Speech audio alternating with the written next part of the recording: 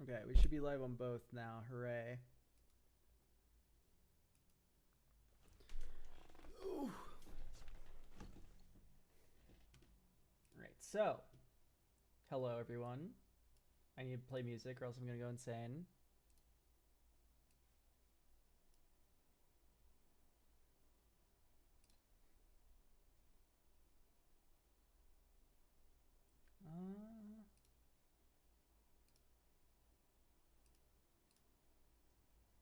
There we go.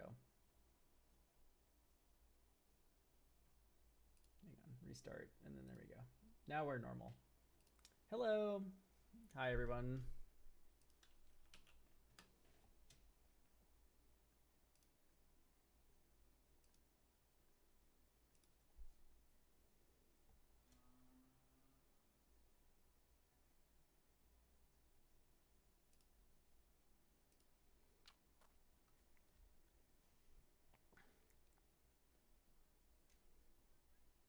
Hello, hello, hello. We should probably do something while we wait for people to kind of filter in.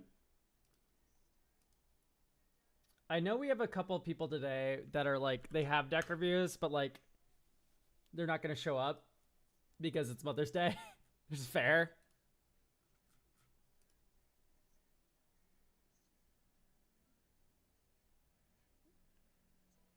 That one's fine.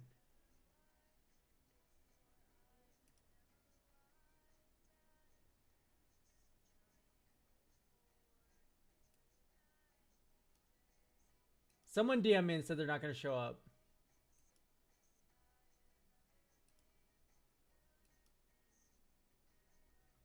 Am I stupid?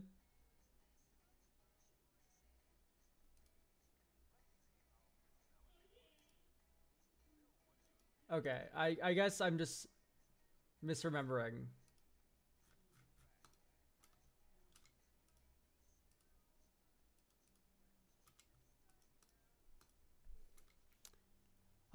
Would like to say that if you're doing webcam stuff, make sure to take anti-doxing measures. Avoid showing too much. I guess. I don't know. Look, what can you tell? I have posters.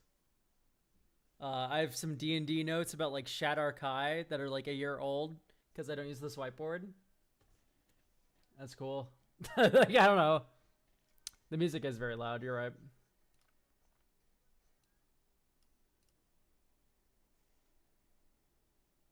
Hello, hello.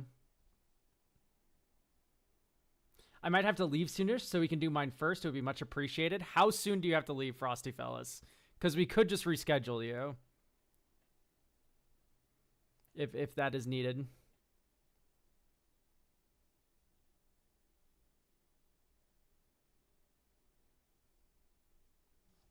Like an hour? I have plenty of time. Don't worry about it then.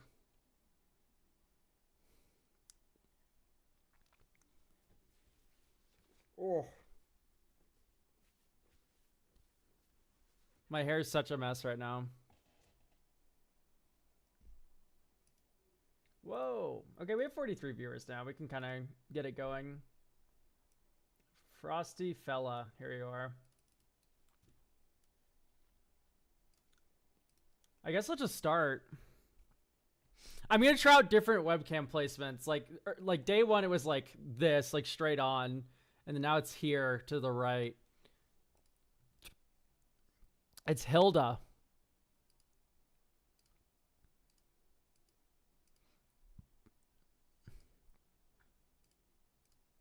We should read this blurb.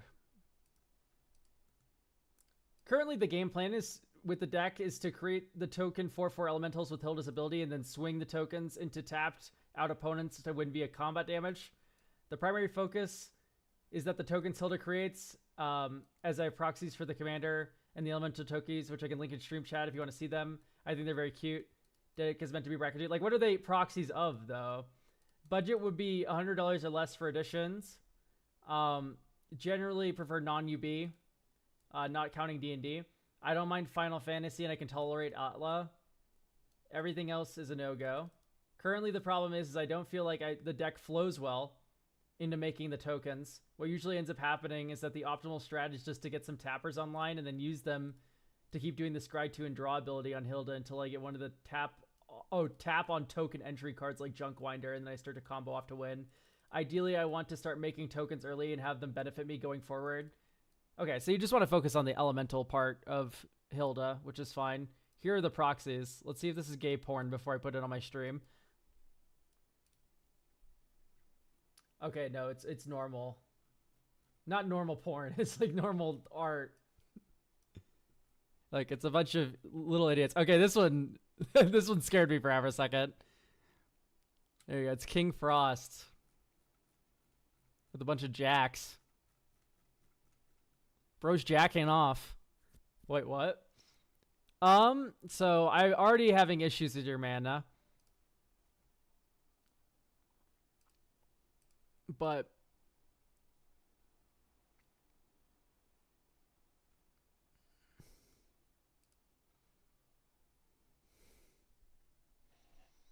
these can't be good, right? There's no way.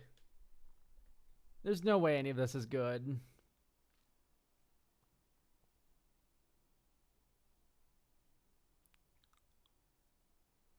Okay. It is a white and blue elemental creature token, so you get Court Street Denizen, yeah. Hello, Court Street Denizen.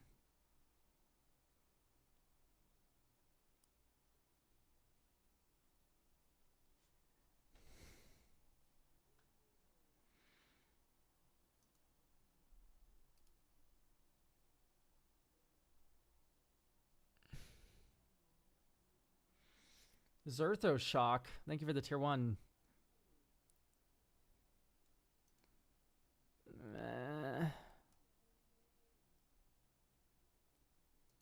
These cards suck. These are all so bad. Hammers of Moradin's good. Attacks you may pay mana if you do tap something. Ew. Holy fuck. Are we serious? Wall of Frost? I don't know. These all kind of just suck, don't they?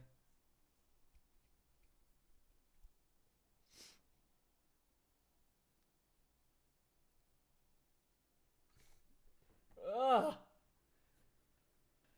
Fardaxit, thank you for starting a scam train.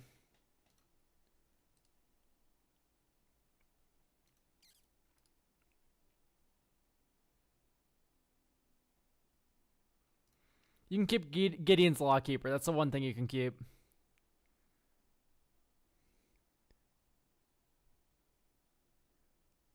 I guess, I suppose.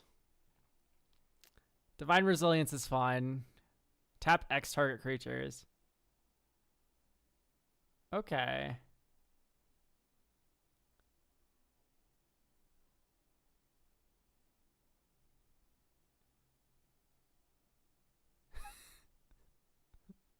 Sure. I mean, it's a 2-mana 4/4 once your commander's out, which is like not the worst thing in the world. You and permanents you control get hexproof until end of turn. If the gift is promised.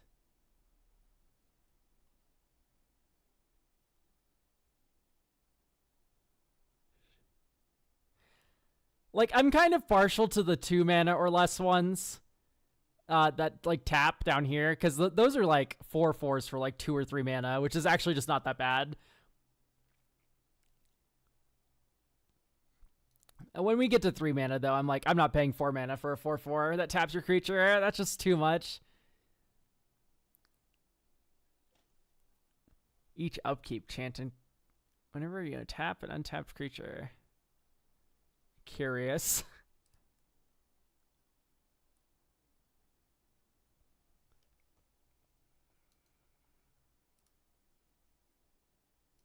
Not a fan of Ghostly Prison in general. Monologue tax. We all know my opinion on monologue tax.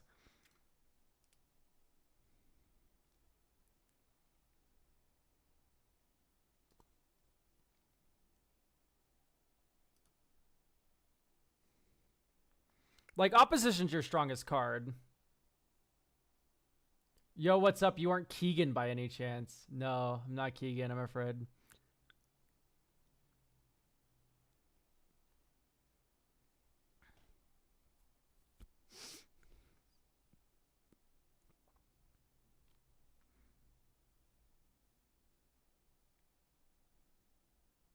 I don't really like Timely Word. It's kind of just expensive.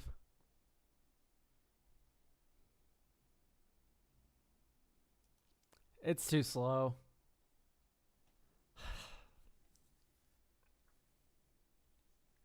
Look, it has Ristic in the name. I just, you know, there's only one of those cards that is actually good. I just, that one sucks. That one sucks. It's really bad. See, this one's really good. Hilda's Crown of Winter, thumbs up. Icy Manipulator. You're starting to lose me. You're starting to lose me.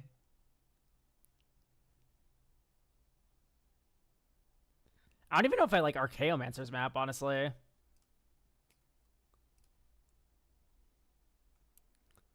All right, so we've cut 20 cards. I would like to hit up the lands first. Budget $100 or less for additions. So we can touch the mana base a little, which I do plan on doing. Type, land, oh, tap, oh, target.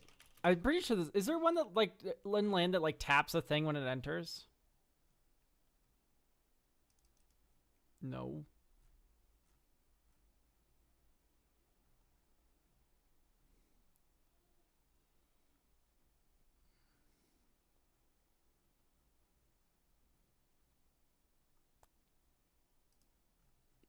I do like a Kabira takedown. You should probably also be on Tajiri Shelter, in all honesty. This card's really good. We should import. I suppose. But I do like Tajiri Shelter in this deck a lot. ID equals 2, type land, sort USD. Because I just know you're not running enough duels, in my opinion. So 7, this is $11, no, $13 of the budget, $14 of the budget.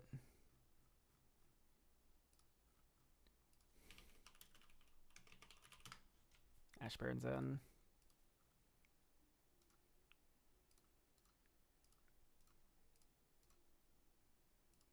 Okay, there we go.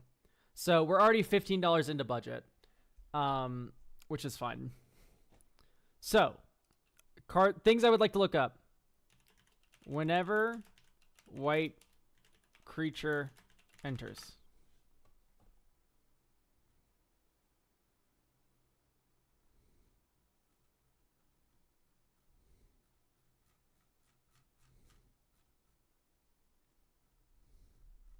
Whenever token enters.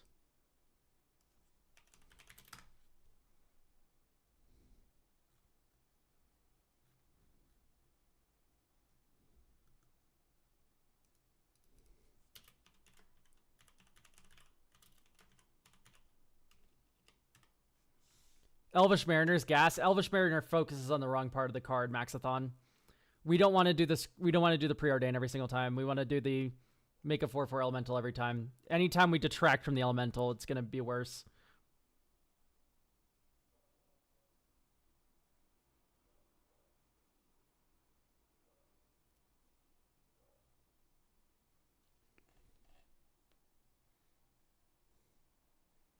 Snowlands in a Hilda deck, you say, Flavor One?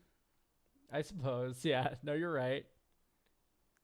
You can do some Merit Lade shit.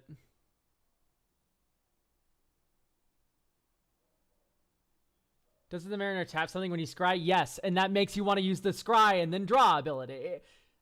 Let us read Hilda. You don't get to pick one or more. You choose one, and that getting a preordain a bunch of times in a row is not what this user wants. So Elvish Mariner is off the table. I'm saying no. You can put Elvish Mariner in your Hilda deck. That's fine. You can do that all you want. But here, it's the wrong.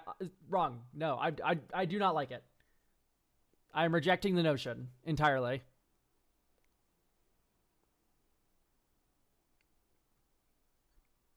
Yeah, and I agree with you, Frosty Fellas.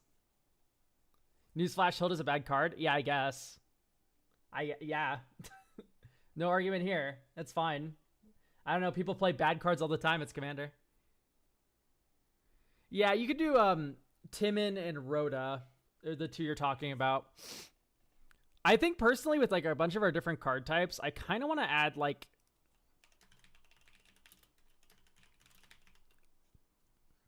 Razor type bridge, Mind Stone. And the reason is now we have a little bit of diversified card types. Topplegeist. I love this idiot. Topplegeist. Topplegeist. Topplegeist. Okay, we got there. So, Topplegeist. When it enters, it taps something. Okay, great. We're already on par with like Icy Blast for 1. Okay. Secondarily, though, if you have Delirium, which you will, because we're about to add a couple cards that care about Delirium, you can start tapping their shit down, which is hilarious. So let's start with Topplegeist, of course, but then we're gonna go -1 Plains, +1 Starfield Shepherd. So Starfield Shepherd can tutor up Topplegeist, Mother of Runes, or Gideon Lawskeeper. I love this card in any white deck now. It's just insane.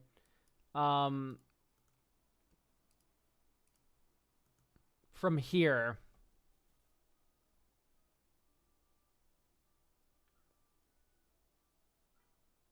making 4/4 tokens. Probably like Stub. Stubborn Denial feels pretty important.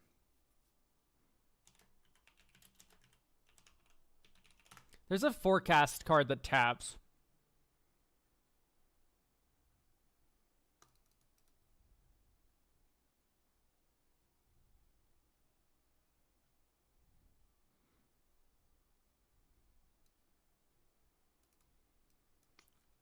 Yeah, you just had to do it on your upkeep, which is really clunky. Key and Dark, thank you for getting a deck review for next week. Does Authority of the Consoles break budget? No, not necessarily, but it also isn't untapping an untapped creature they control. What Authority does is it has them enter tapped. That's not tapping them. They are entering tapped. There's never an untapped creature in this exchange that's happening. It goes from the stack to the battlefield tapped. There's no instance where it's like, it turns sideways. So it would not trigger Hilda. Should probably be on a split up or something, right? Am I crazy? Is this card bad?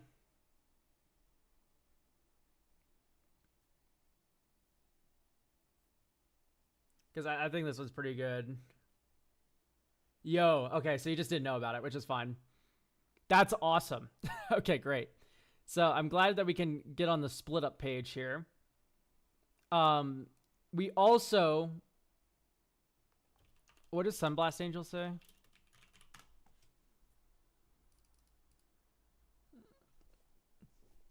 I mean, you know, it's pretty good. I don't know. Don't move. Isn't don't move weird? Yeah, okay, it's not that weird. It's $10 though. That's a lot. Consider it for sure, but $10 is a lot. Sunblast Angel. That's cheap. That's a 62 center. Also, not Simone's hypothesis. Perplexing Test. That's the evacuation variant I'm thinking of. Hey, bounce everything that's not tokens. I don't want a Jurassic Park card. Perfect. That also worked. That's also a good reason why not. Anyway, return all creature tokens to their owner's hands, or return all non-token creatures to their owner's hands. When you have like 54 sitting around, you just go, no more fun. Ensnare. Finn the Jin, thank you for getting a deck review.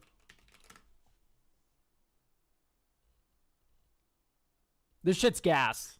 Hold up. Wait.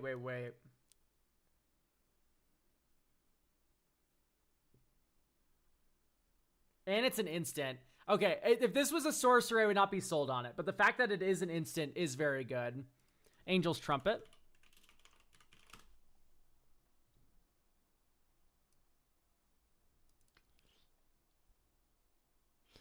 This one is losing me a little. I'm sorry. I don't think we're on this one.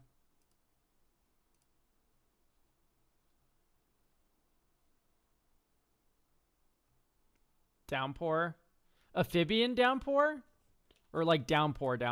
Probably downpour is what you mean. No, this is where you're losing me. Because this is 5 mana, make 3 4/4s at instant speed. Ooh, is that good? That might be good.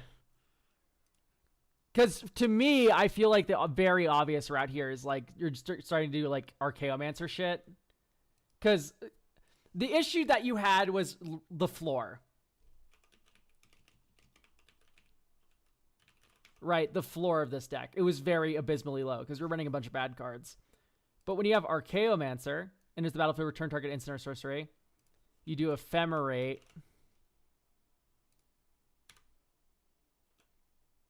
And you didn't know about Split Up, so I'm just going to hit you with the truth nuke here. Cryptic Command's already in. So we have Ephemerate, and then you do Spell Seeker, the iconic, and then you do Step Through. So here's what I just added to your deck. Step Through, hi. Yeah, you know this combo? Okay, great. Yeah, you can Step Through for Archaeomancer. Archaeomancer can get Step Through back. From there, you can Step Through for Spellseeker. Spellseeker can get Ephemerate. Ephemerate starts looping with Archaeomancer and Spellseeker, which lets you get your tap down spells, like Downpour, for instance. And then you're doing all of this at instant speed. So you hold up Counter Magic. When you hold up Counter Magic, and if no one does anything, you go, okay, great. Ephemerate, Spellseeker, Downpour your creatures, pay 3 more mana. Hilda makes a bunch of whatever tokens, you know? Great. Hooray. We're all happy. I think I want to see a Shadow of the Second Sun here. Shadow of the Second Sun is so cool. Reason why I like this a lot. You can tap a bunch of creatures, do a bunch of mana stuff, and then because you have so much instant speed mana, this is basically a mana doubler for you, which is kind of important for Hilda. Oh, I have this already? You do not have this already. I just put it in. But if you own a copy of it, great. That works. We don't really necessarily even save that much budget because it's 83 cents, but pay 1 when you do choose one.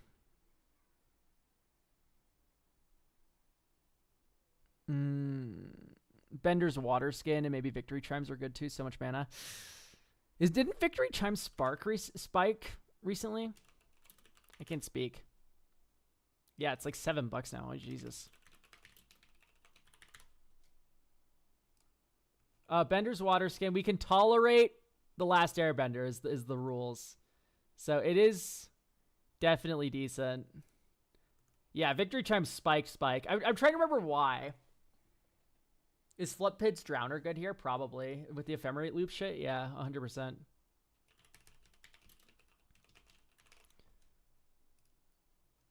Honestly, maybe Ghostly Flicker's kind of worth it now, huh? I think a Ghostly Flicker. Normally I don't add Ghostly Flicker to decks, but this one seems like it's pretty decent. Lore Hold is why to spike. Oh, that makes sense, yeah. Hold Respite for Flicker stuff. That's like the... Yeah, no, I'm just not a fan of this card. I'm sorry. Otherwise, tap it. It does tap it after returning it, so this would trigger Hilda. Okay, this is literally this line of text is what saved this recommendation. That one's fine. Okay. What's left to do here? For me, it's like I'm looking at these elementals and I'm like, surely there's something cool we can do with these. Whenever elemental enters. This sucks. Okay. Whenever elemental.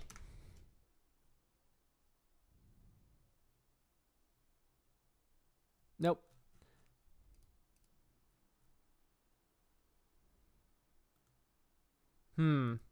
Bummer. Sadly, I think blue-red gets all the cool elemental stuff, not white-blue. So... Tempest Color feels a lot better, especially as a wizard. So Tempest Color... Oh, okay, it is a wizard. I'll give you that. Tempest Color is indeed a wizard. I was thinking more like Githzerai Monk. But yeah, blue. I know, but blue doesn't have cool elemental stuff. I'm sorry.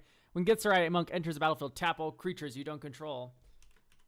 Token creature sort MV whenever -O non-token -O create. So now we're going to see basically what I did here. Sorting by mana value. Doesn't make a token by itself. Doesn't mention non-tokens. but it is a token. It mentions token creatures in some way.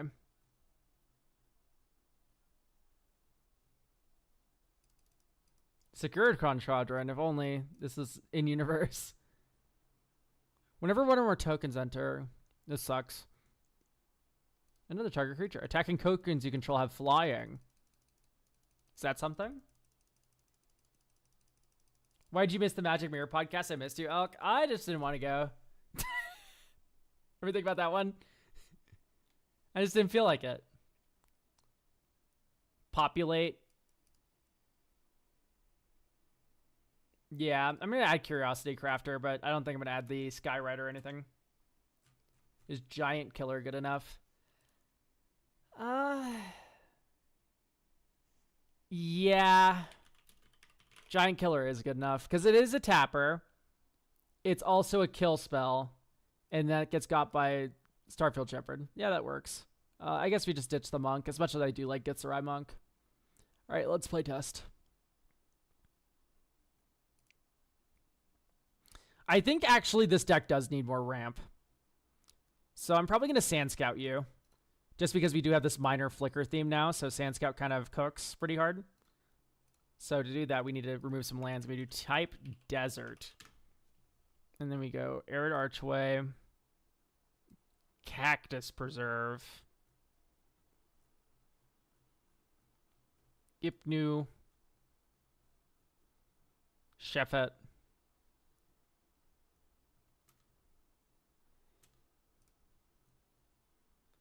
and then we go Gift out for Sand Scout. I guess you also want Scav Grounds, don't you?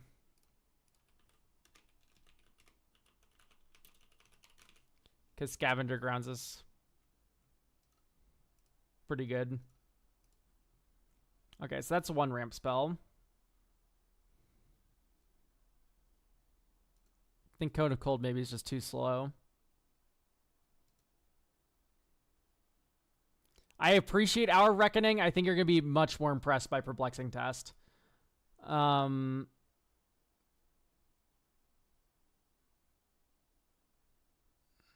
Okay. So you have 2 slots to play with now. Let's go Arcane Signet, which isn't in it already, which is kind of wacky. And then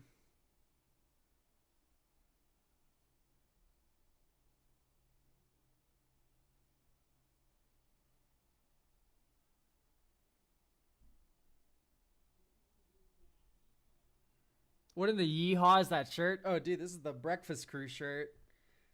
Check this out. Hang on, I gotta make sure I'm on camera correctly. Ooh, OBS open. Okay.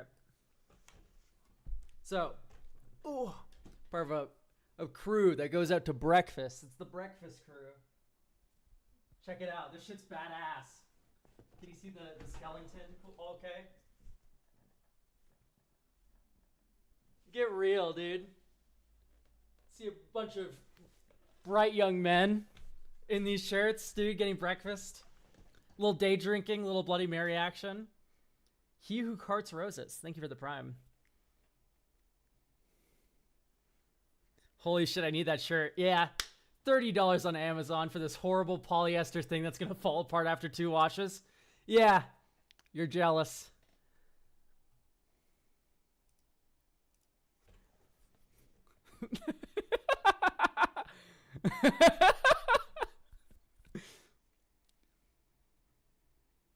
Okay, we need another ramp piece in here, guys. What should we get in here?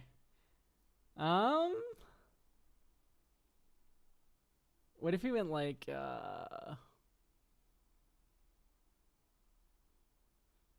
because I don't like Archaeomancer's map because it's too slow.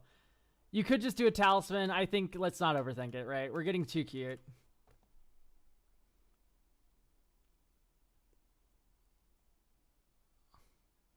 I forgot which one it is. Talisman of Progress. There we go. You have 2 Arcane Signets? I do not have 2 Arcane Signets. Don't lie to me. Okay, I do have... No, Arcane Signet, Azorius Signet. You are getting muted for 1 minute for lying. Naughty, naughty.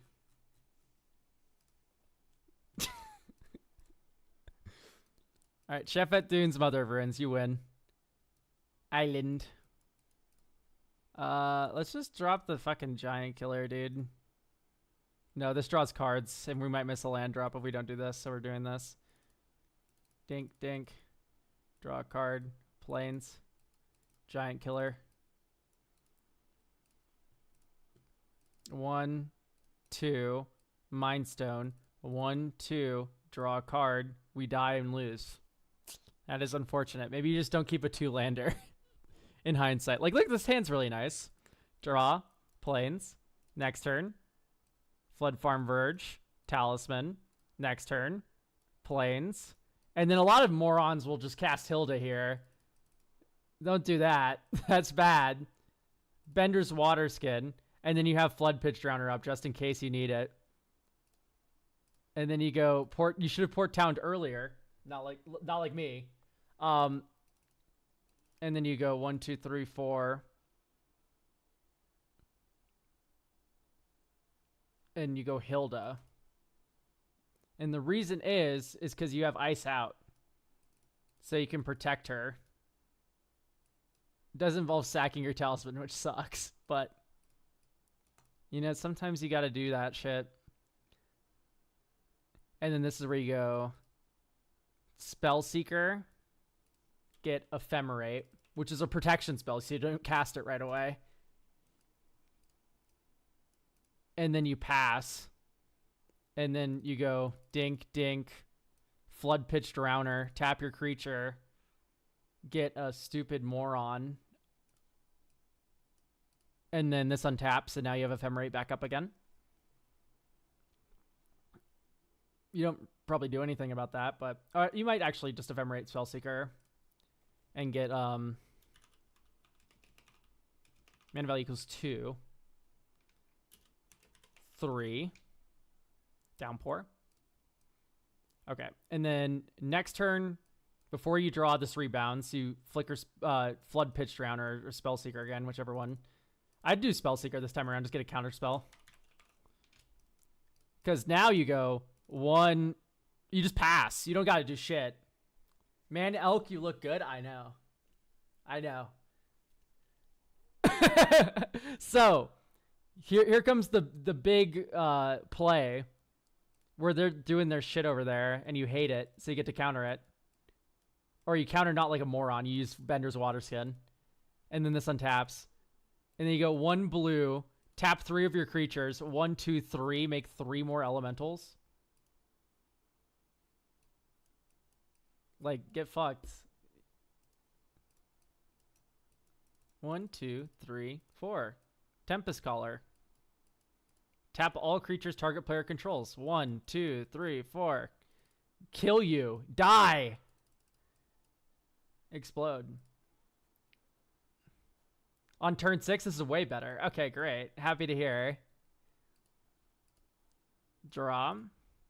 Oh, I wanted to add more stuff to enable the Delirium. That's my fault. We'll get into that in a moment. There's a really easy, like, non-intrusive way to get Delirium going. Are you playing a game or something? Just read the YouTube description, George, and all the info you'll need is down there about what's happening here. I do think I want to increase the floor of Topplegeist a little bit, though. So I think we're going to take Stroke out. Maybe Sunblast Angel is slightly too slow.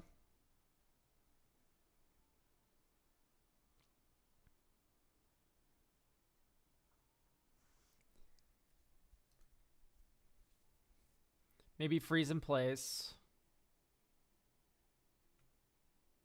Poo-poo.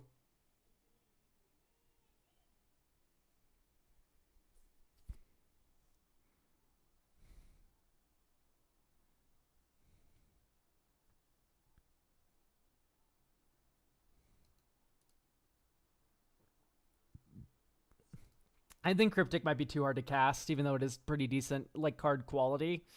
I just think the mana's a little mid. So I don't think we have issues with card draw, Sloth. So I'm going to actually veto borrow 100 arrows because we have Hildas.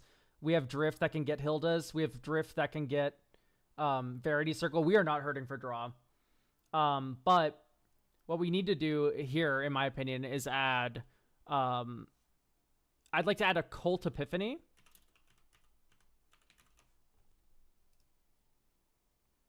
To draw X cards, then discard X cards. You create a 1/1 spirit with flying for each card type among the discarded cards this way. Why do we care about spirits and whatever? Well, actually, it works with Court Street Denizen, which is actually kind of cool. And then it's just a decent spell on top of that. It kind of just filters away a hand. Frantic Search is another way I kind of want to just get the Delirium flowing. It's not card advantageous, but it is interesting, especially when you consider we have Arid Archway now, which we can get off of our Sand Scout. And we should probably be running the Azorius one as well. Azorius Chancery, the bounce land. Can you guys believe, by the way, that Guildless Commons is like $5,000 billion? Guildless Commons. Like, look at, this is like a $2 card. Well, not this printing, I guess, but like, this is surprisingly expensive. Yeah, because it's played in mono green. That and Arid Archway are like the only two that do it in mono green, which is kind of important for like a lot of the stupid Kodama shit. Kodama of the West Tree, the one with partner. Or the Kodama of Southeast. It's one of the Kodamas in one of the directions.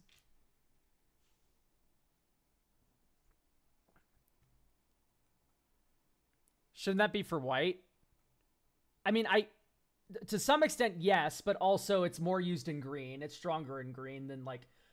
White uses a bounce line, it goes like, eye rampant growth. Like, fucking green uses a bounce line, it makes like infinite Scoot Swarms. Like, come on, think. One of them is probably raising the price more than the other. just a hair more.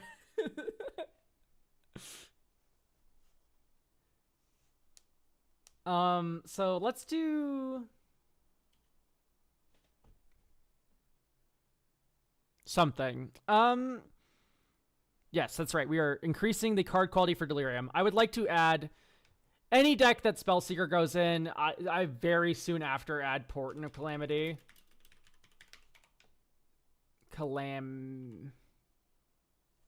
I can't spell. Calamity. There we go. There you go. Because you can grab this with Spellseeker. Hooray. And then you cast this for X's like 5, and then just cheats stuff into play. It's really funny. And then we'll probably just do Brainstorm, Brain Search.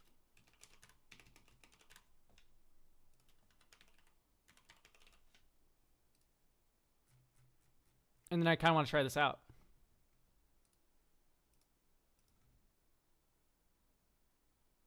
Would I keep this hand?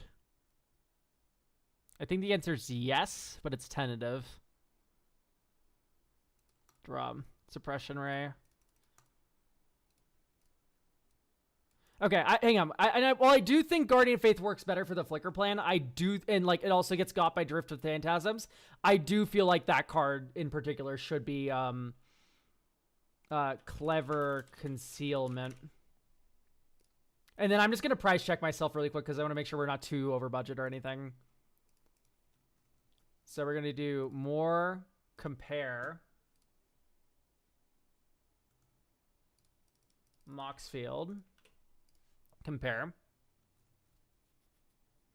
Unique to this deck. Copy. New deck. Unlisted. Paste in list. None. Okay, we're $76 of additions. We could add another 20 to this deck and we'd still be fine.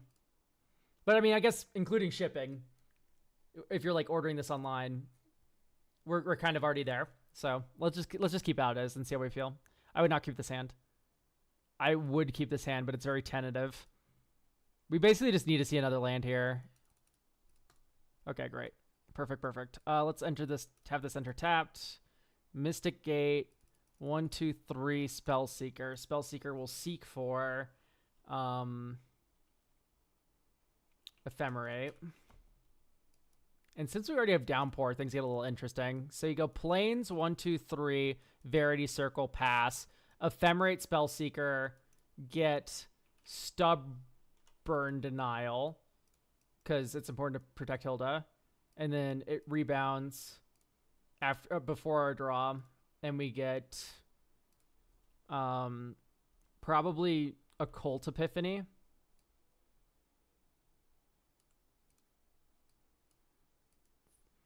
Might be Portent. Let's get Portent of Calamity, actually. Command Tower. And this is why I'm just super not worried about adding draw, by the way. It's just like, this is stupid. And we'll do 1, 2, 3, 4. Hilda. Hilda doesn't have 4 power. So maybe instead of getting stub, mana value equals 1, type instant.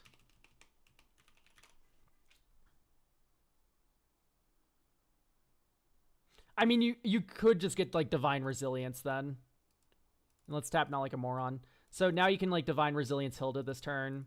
Or if no one touches her, which they probably won't because they need 2 kill spells or like an exile or whatever. I wish this gave Hexproof and Indestructible, by the way. It would be a really good uncommon, but holy shit, it would be a fun card. Right now, I think it is just slightly too bad to even like be worth considering. But like, if this gave Hexproof too, it'd be so fucking good. But anyway, next turn, Plains, and then this is where you just go like 1, 2. Well, honestly, you just pass. Just pass. You got it. All good. And the reason is you just go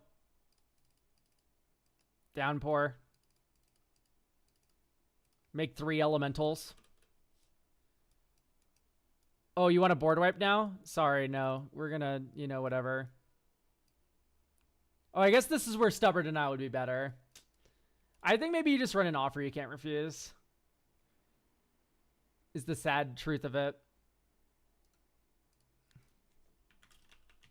How much is Swan Song? Okay, $7. We had so much budget left. Let's just do a Swan Song. You look different than I thought you would. What did you think I was gonna look like, dog?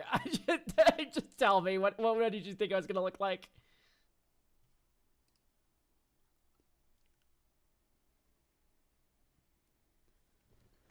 Swan Song is also a good choice because you can give them a creature that you can start tapping.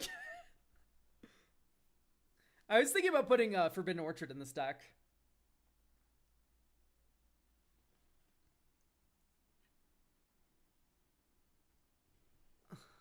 You love that? Okay, if you love that a lot, I could probably... It's probably wise to run Forbidden Orchard. Because this card is funny as fuck, so... Run that one.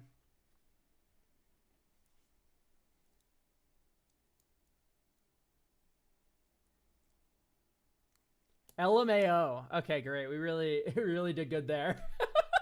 Maybe I should have just put it in when I had the thought. I was literally thinking in my head, oh, maybe Forbidden Orchard would be pretty good for this deck when I was going through the lands earlier.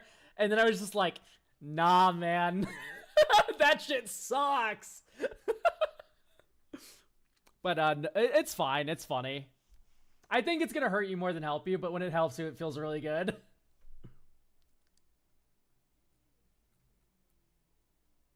Here, I'll give it one more play test. No. Yes. Island cycle or plane cycle this. Next turn, Plains, Arcane Signet. Next turn. Now, once again, never. I'm not gonna say never. I'm not gonna say never cast Hilda here, but it's a little awkward to not give value out of it right away. So I'm gonna go right Aura Sight, exile your creature, and then this turn you go Hilda, Nevis Wisps, tap Elemental, and you can do that part at instant speed. And then here you go Island, 1, 2, to Taru. Treasure. That's Suppression Ray, which is really good. Lockmare. I guess you don't. Oh no, we have a treasure. Ta-da! You get another 4/4 elemental here. And then here it is, turn 6. 1, 2, 3, 4, 5. Suppression Ray you. 1, 2, 3. Make 3 more elementals. Attack with these. That feels pretty good. Restoration magic is better than divine resilience. No. Yeah, but this one's also just like not Universes Beyond. And also it's not even in the deck anymore. Big dog. So, all right. I think this one's good to go. I think we're set here. Tatara treasures are tapped. Ah, terrible. I've made a minor mistake.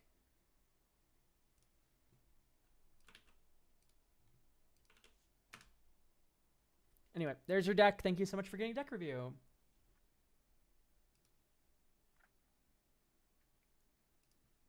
I always feel very good when the first deck of the day is just like, it feels like I had a lot to say about it. Do we have Syra?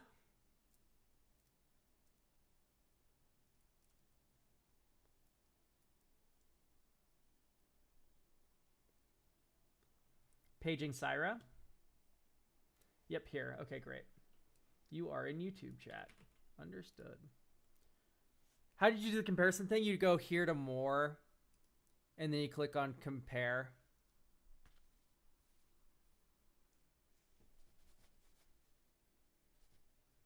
Ugh, my hair just sucks right now.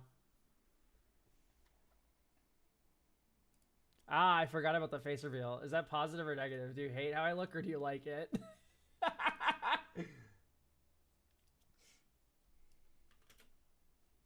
Okay, new deck. All right, next up is Syra. It's vanilla. Ah, it's lesbians. Okay. Oh, it's bracket 4 lesbians. Okay. I want this deck to be high power. Tables haven't printed out yet, though. I keep running into an issue where Warren Soul Trader kills me when goldfishing, and I find a win with Bridge from Below. I want to win from the graveyard like Oops All Spells, no Aristocrats effects to cheat the Soul Trader combo. Okay, I see. So what if we duplicated this? I don't know why I duplicated it. I had the original version there because yours is on Architect. There we go. We did it. I'm already very wary of Up the Beanstalk because I don't believe that most of your deck is here. You have a card with mana value 5. And then you have Expel, Expel, Expel.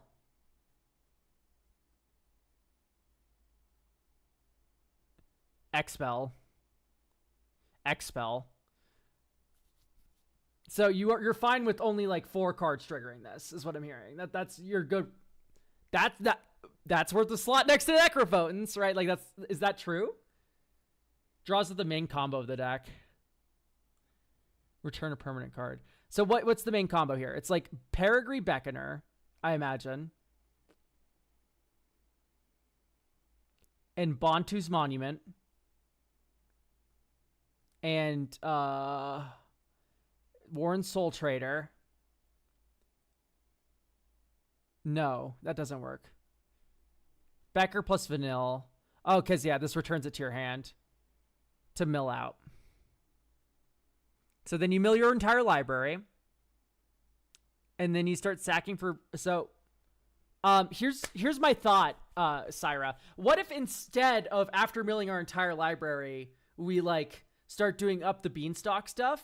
Instead of doing that, what if we, like, just milled our entire library and had a way to win from there? Or am I stupid?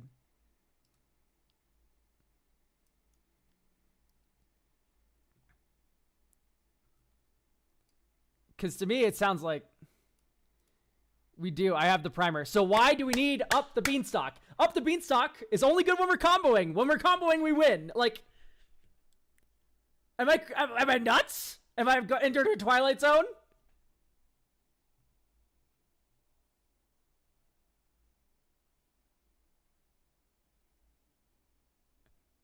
There just can't be a world where Canopy Stalker's good at bracket 4, right?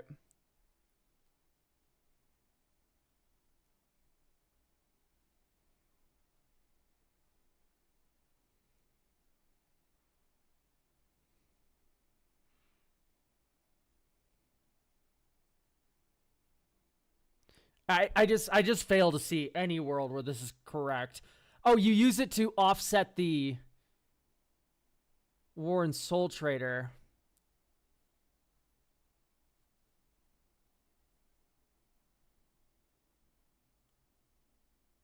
There has to be something better than this, right?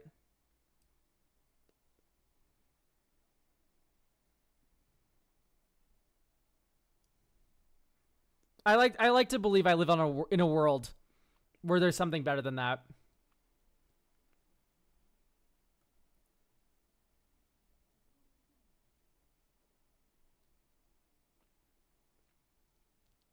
You absolutely need Honest Rutstein, right?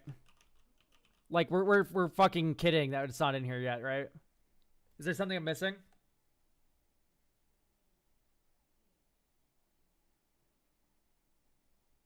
Dude, seed times in the deck. Holy fuck, that's awesome.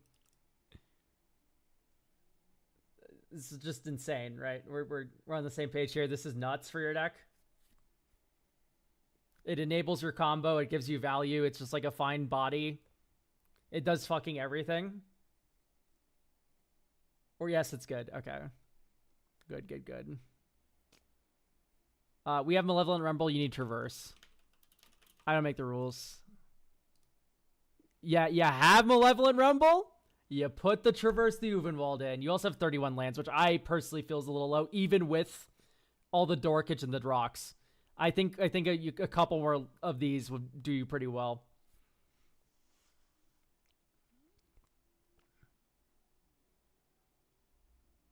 Do you play the Collect Evidence one too? Maybe. I much prefer Traverse because we're not like losing graveyard material, and it's actually like a lot easier than getting 8 mana value in your graveyard. It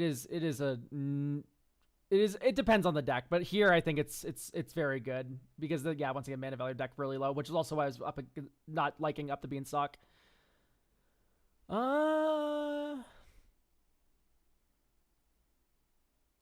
Yeah, Necrotic Ooze stuff you could do.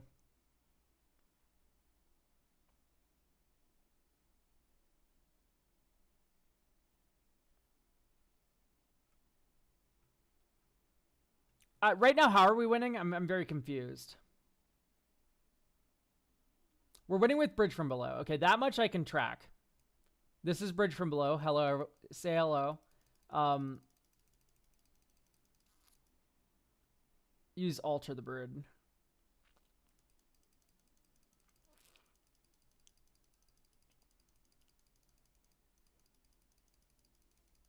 No way, right? Wait! I got you, dude. I got you.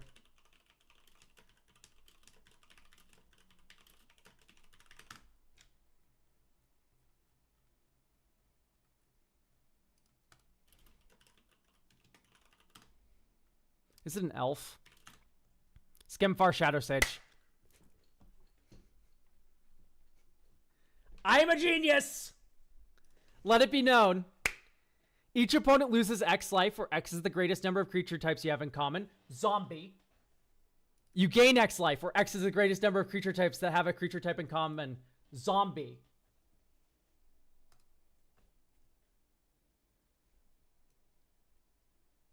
So when you have all of your stupid zombie tokens, this gains you billions of life. And then it drains all of your opponents out. IR first of Lockthwain. Yes, but she's black. Don't like that. That is very hard to cast. We already have a bunch of black cards in here. I do not want to add more, in my opinion. I like this is 3 in a black. It's 1 mana more, but it's easier to cast, and the mana value doesn't even fucking matter anyway, because you're kind of just doing some stupid combo shit. Surely there's a better way to win. This one's insane. I don't know what you're talking about. This card's perfect. And yes, there are better ways to win, but they're called Blood Artists, and we don't add that because we're not allowed to. So, Skemfar Shadow Sage. And then this card sucks when I draw on turn 2. Yeah, so is the old version. And the old version didn't kill opponents. Okay, hear me out. We go to Saw in half. And then you do Cabal Therapy. It's okay. Saw in half. We're going to get Saw in half Hoarding Broodlord, because of course we are. Hoarding with an A. I generally do think Fauna Shaman's too slow.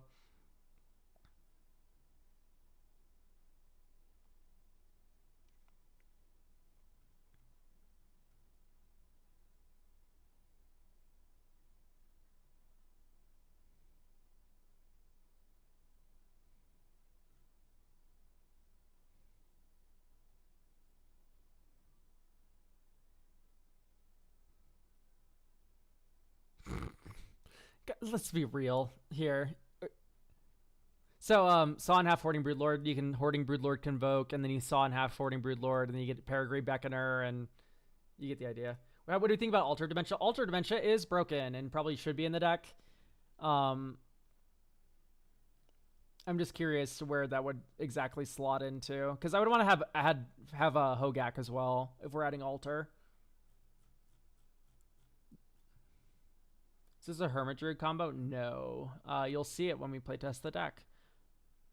All right, we have one card. City of Brass. I didn't know they reprinted this in the pre-con. That's crazy. No. Yes.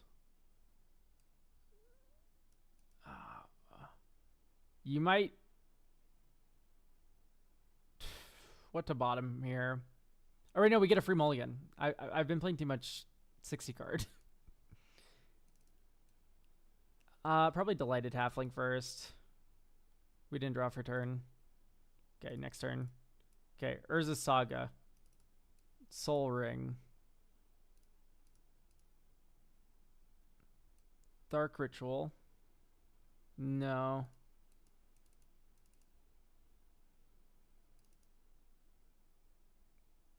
Phyrexian Altar does the same thing, yes, but I think the person thinks this is too easy, so we're not going to do all that.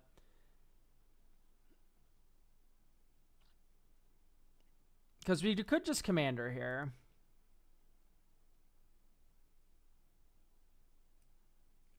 And I think that's what I want to do. So we're going to mill 2 cards. And we're going to return Ancient Tomb. And milling Skemfar Shadow Sage is like drawing a card.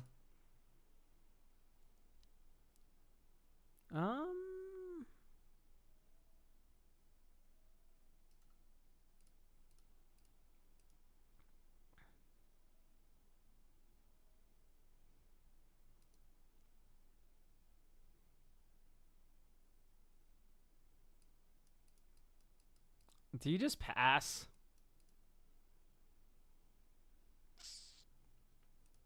I think so, right?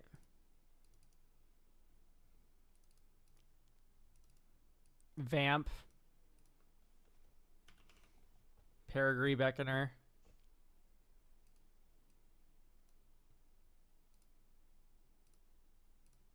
Whoa, Peregrine Beckoner. We still need a cost reducer and a sack outlet. Oh my god.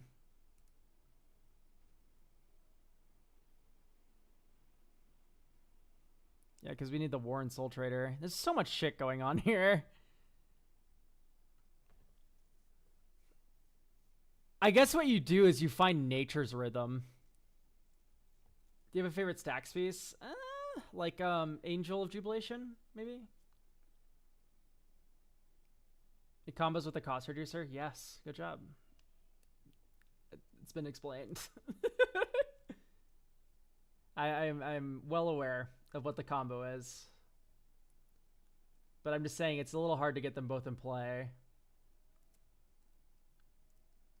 To be fair, we had a 2-2 construct in last playtest. So? Like, I don't know how that factors into anything. Oh, you mean the Nature's with him? Yeah, that helps. Isn't Iona a sack space? Yeah, I guess, but she's not my favorite. Iona is, like, up there for sure. But she's not my favorite.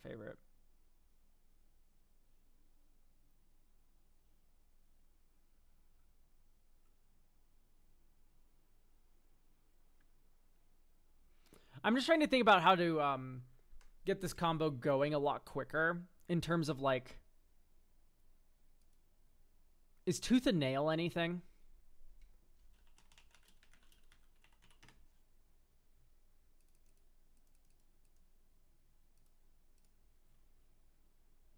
get Honest Retstein, get Peregrine Beckoner, or get Warren Soldier. You just get the last remaining 2 parts of your combo.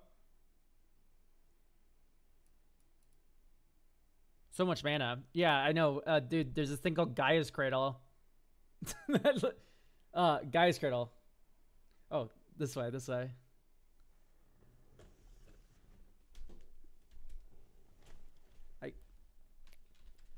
It's so much mana. Yeah, we have it. We have a lot of mana.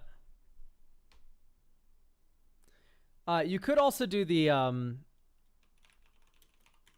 shared summons. I'm trying to think about ways to get like multiple creatures going. You could do Protean Hulk.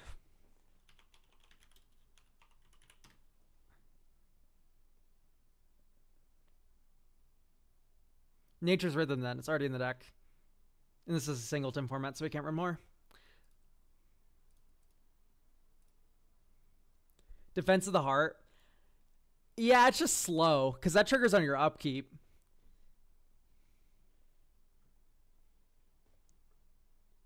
Threats undetected. Good here, or am I misremembering it? It doesn't put the cards in your graveyard. It tucks them in your library. Right underneath. Goes to the bottom. So, it's not good. I'm just going to argue Protean Hulk is like insane here, right?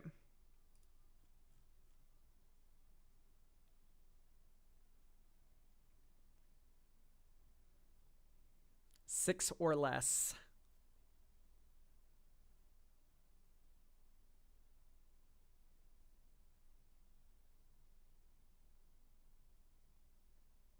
So you can get Rutston and Soul Trader.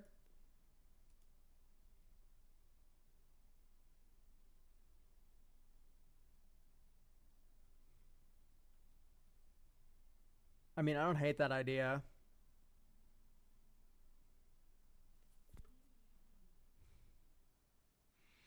Okay, once again, I like funny card. I just be real. Be real.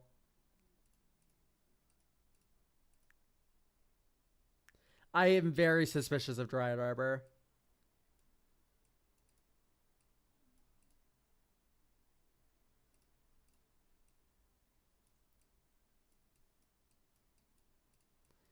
You know what? This is just a setup turn. Let's go Imperial Seal for... I don't think we're going to go Protean Hulk here, right?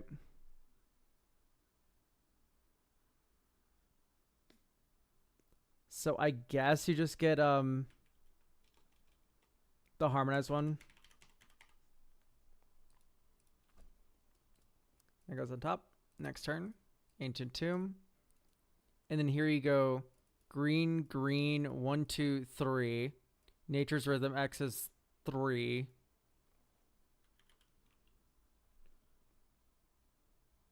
Get Warren Soul Trader.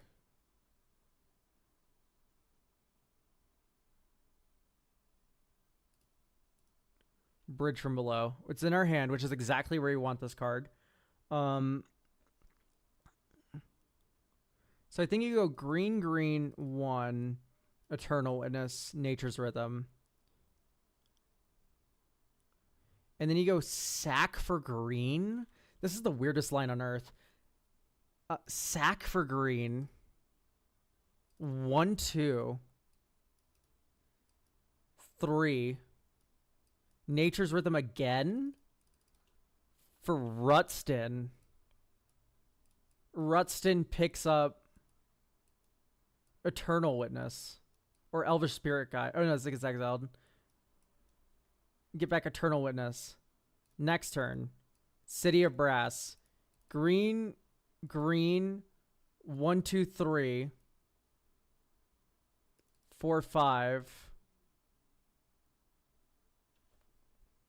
No, because we're 1 off.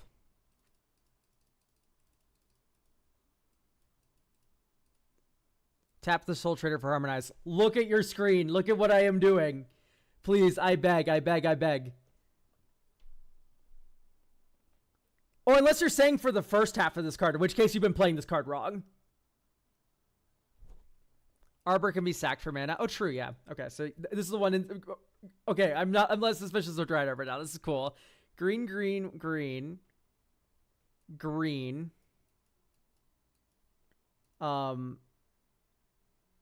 And then 1, 2, 3, 4, 5.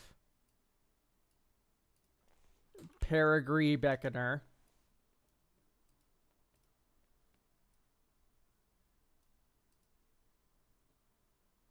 On Honest Rutston.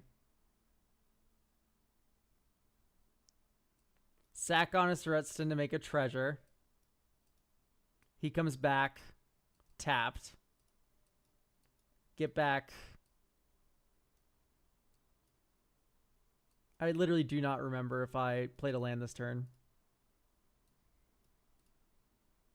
Okay, so here we have a turn 6 win. And you have to, like, just fucking air out your guys all the time.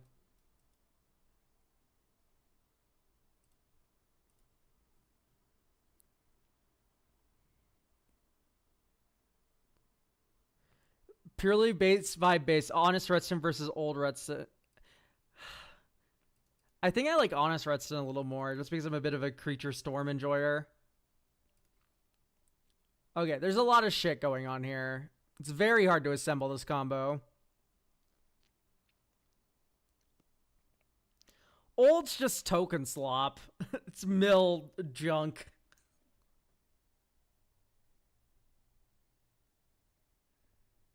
That fucker makes 3 different tokens. Get out of my face. Yeah, but it's blood tokens. Oh, streamer, but it's like the 5th artifact token that we've gotten in the game that doesn't need to exist. Like, no. I am off. I am off of it. Blood is awesome. Blood sucks. It should have never been printed. Blood, mutagen. Anything after food should have not existed. Even food is questionable. Even food is questionable.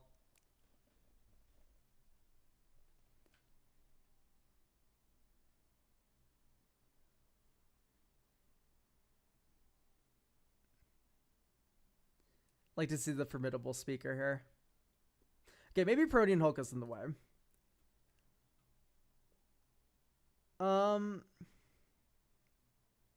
Treasure was a mistake. I disagree. Treasure is not a bad idea for a mechanic. The cards that they put treasure on, though, those are mistakes. Those are mistakes.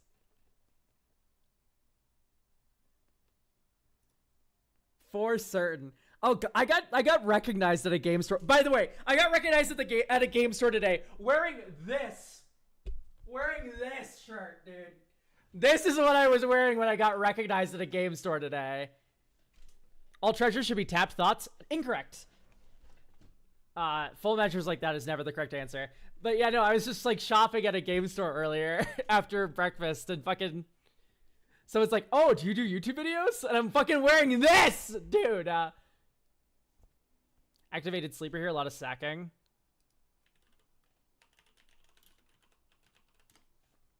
Yes, okay. We do this, and then I was thinking, like, there's a body double in black that's really cheap. I just cannot remember the name of it. And then we're going to go with, so Protean Hulk back in. Sowing Myco should hopefully be in already. It's not. Gaia's Cradle is one of your best things. And speaking of lands that are also sack outlets, Lazotep. Quarry. So we can now have a sack outlet here. So it turns Crop Rot into a sack. Stuff like that. You also have Sacrifice proper. Culling the Weak. Okay. So... So the joke here is you can get activated sleeper with Protean Hulk, and that feels pretty good. Is Twilight Diviner too slow? I think it's too bad. I think that's the issue with Twilight Diviner. I think we just don't need it for the combo. Phyrexian Tower kind of already does that, but still worth probably. I think it's... Yeah, you should just run both. I think... Okay, Dryad Arbor did kind of save us that game. I do think it's still just, like, not the best card in the world.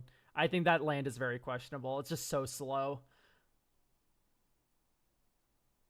From the battlefield this turn, though. So I don't know if you know how Protean Hulk works. But Protean Hulk's insane. So just don't worry about it, Derby Blaze. It's that literally is not an issue.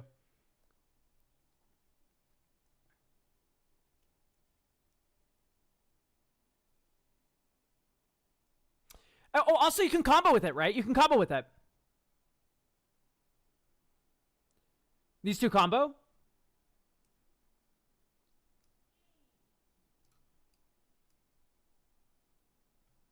Let me think. So you have Peregrine Beckoner and you have Activated Sleeper. What you do is you have a creature that died this turn, which isn't hard with Warren Soul Trader, which is part of the combo. And then you go Activated Sleeper, copies the first creature, this first mystery creature. You then Peregrine Beckoner onto the Sleeper. Or I guess what you do is you warp Peregrine Beckoner. Peregrine Beckoner, sack it. That's the first creature. You have this enters a copy of Peregrine Beckoner. You Peregrine Beckoner something else. You sack it. Ah, no, it doesn't quite work. You need like a third part. Because my thought is that there's a way to like, if you have a Peregrine Beckoner with the re-die on it, and then you have the Activated Sleeper that's also a Peregrine Beckoner, then it's infinite, right? Because you can sack both of them and then have the Activated Sleeper come back first and see this Peregrine Beckoner. And then this Peregrine Beckoner comes back and targets the Activated Sleeper. And then you sack the Activated Sleeper. It wants to come back. But this is no longer in the graveyard. And then there's no way to... Yeah, so it doesn't work. I was thinking maybe there was like a narrow way through there. Oh, we need a Yavimaya, by the way.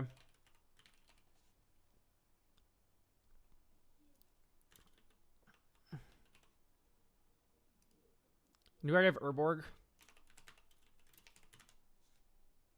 I just think these two are just such insane cards.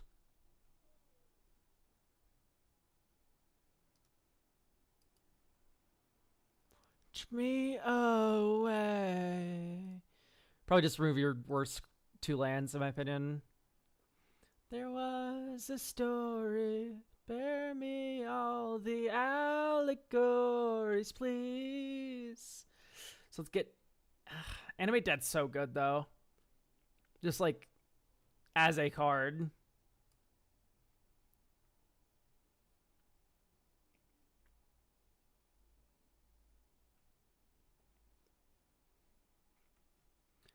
And right over here. Did you see Gemstone Mine spiked recently? That's so funny if that's true. That's the one with the counters on it, right? Unless you're talking about Cavern. Whoa, it's now $2. What spiked this? All alone there was a still pre-modern. Ah. Yeah, that'll do it. Can I be honest? I don't know if we need Bantus with the Rutston. I know it gains life, which offsets the combo, but we have the Skims who are idiot, so...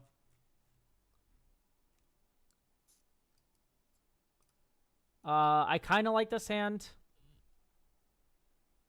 Yeah, I like this hand enough. Draw. Yeah, Polluted Delta. Surveil. Underground Mortuary. Surveil 1. Graveyard. Next turn. And then this turn is Windswept Teeth for Bayou. Mana Vault. Commander. Mill 2. Return permanent card. Let's get Polluted Delta back. Or Wooded Foothills back. Cool. Next turn. Mamber.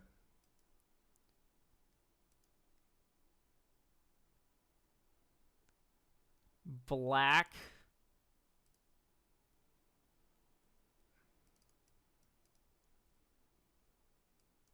Because we could pack for Rutston. We can also pack for Ewit.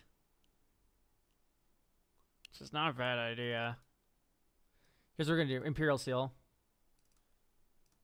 Eternal Witness. Next turn. Turn this into our last forest. I thought we had one more.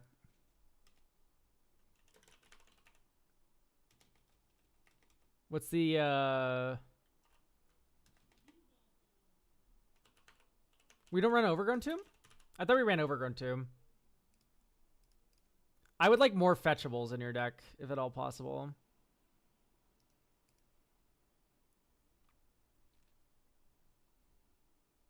Yeah, there's 3 forests. Am I stupid?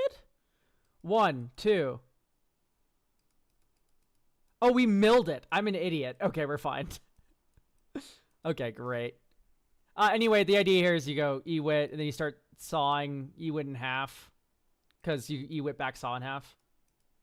And then this is a very insane value loop with Imp Seal.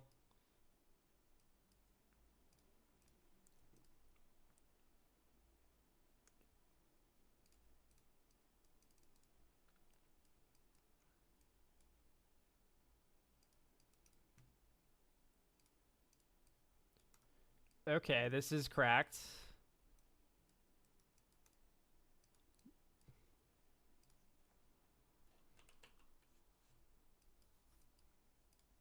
Oh, creature card. Sowing. This is why you have Sowing Mycospawn on the deck, by the way. Okay. 1, 2, 3, 4. Sowing Mycospawn. Gaia's Cradle. We can tap down like a moron. Get Delighted Halfling out. Oh, tap for 3. Tap for 5. So we have 1, 2, 3, and then we untap it, and then we go 1, 2, 3. We have 5 mana. We go 1, 2, 3, 4. Mill 2. Oh, it's more. This isn't its fucking thing. There we go. Mill 2. Saw in half activated Sleeper. Let's get activated Sleeper back to hand.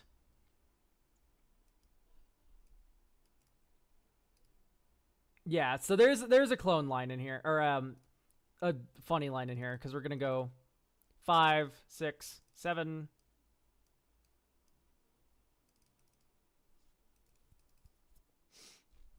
So I guess we tap like this.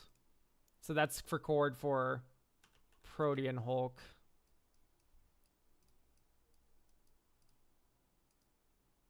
The only issue is we have no way to kill it to like start the loop. We have Sowing Mycospawn, but we got Gaia's Cradle.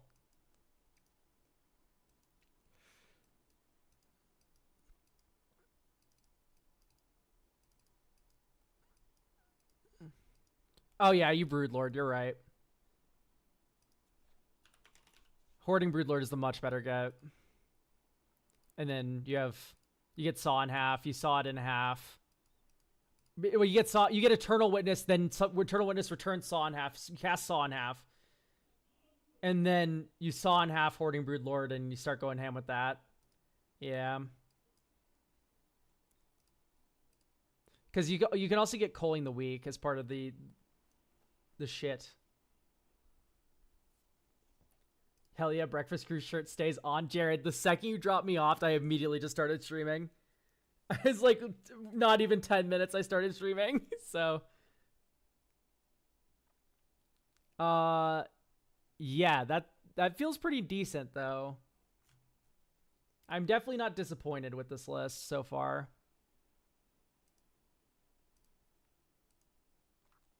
Okay, drop. Starting Town. Worldly Tutor for Badger Mole Cub. Because this card's evil. Or do we get Sowing? We could get Sowing Mycospawn instead. I'm going to get Sowing Mycospawn.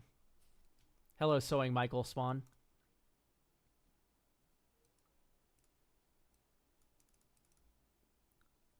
Ooh, we can't Fiend Artisan. This is slightly worse now because I thought we could cast Fiend Artisan this turn. Formidable Speaker?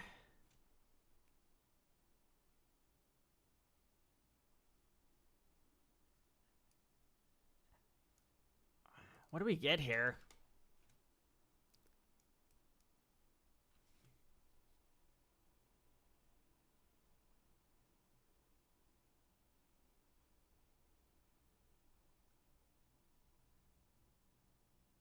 Get OBM. Rutston. Hermit Druid, yeah. Hermit Druid is like kind of what you go for. And then you play Hermit Druid this turn. Oh, get Devoted Druid. Oh, you do have Hazels. This is just safer, right? Because, like, you're not guaranteed to draw this land.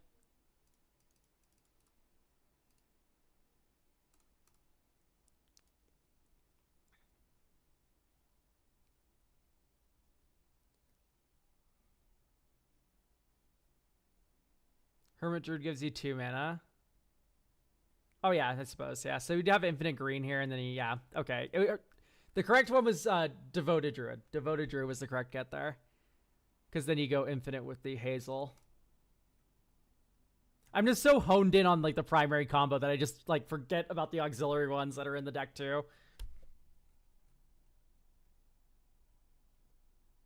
Okay, this is Traverse the Evenwald being goaded, by the way.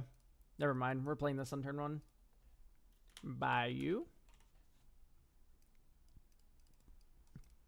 This is a very difficult deck to play. Polluted Delta. Overgrown Tomb. Black. Necropotence. Bracket 4/5 Reanimator? No, it's bracket 4/5 combo. So you could just Necro. Yeah. I'll draw 20.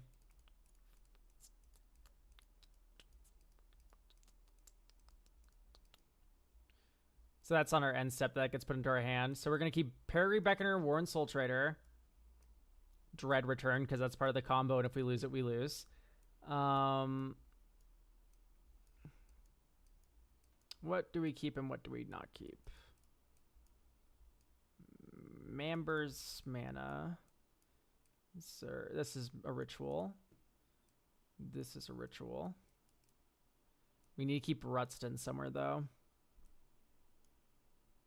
This is 7.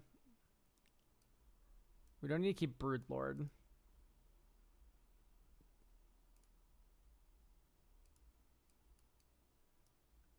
What is the commander? Vanille.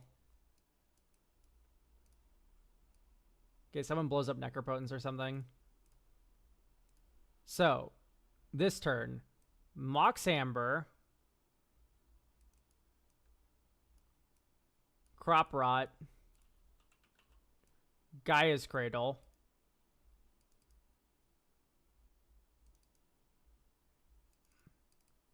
Black 1, 2, Honest Rutston. We don't have a creature card in our graveyard. And then you pass and you go like Worldly Tutor for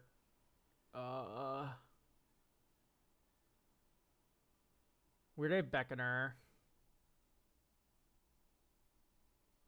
We have Soul Trader. We need Mander in play. We have Cost Reducer. Badgermole. Yeah, I agree. Okay. Next turn. Okay. 1, 2. Deep breath. 1, 2. Badgermole Cub. Gaia's Cradle. We can now go black. 1 less. 2. Because whenever you tap a creature. Warren Soul Trader. Badgermole's 1 mana. Ah, so he is. He is. Okay, great. And then now you go 1, 2, 3, 4, 5, 6 green mana. And then you go 1, 2, 3, 4. Well, 1, 2, 3. Vanille. Vanille mills 2 and returns a permanent. I guess Necropotence. And then you have the loop because you go black, Peregrine Beckoner.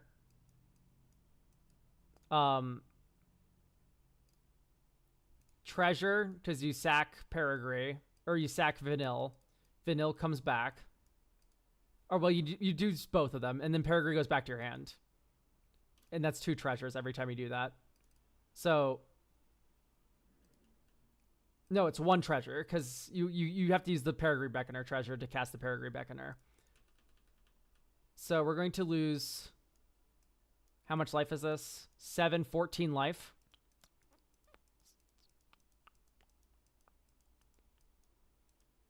Okay, 14 life. And we have to mill a bunch of cards too. It's 2 life per iteration. Yes. So we've lost 14 to make 7 treasures.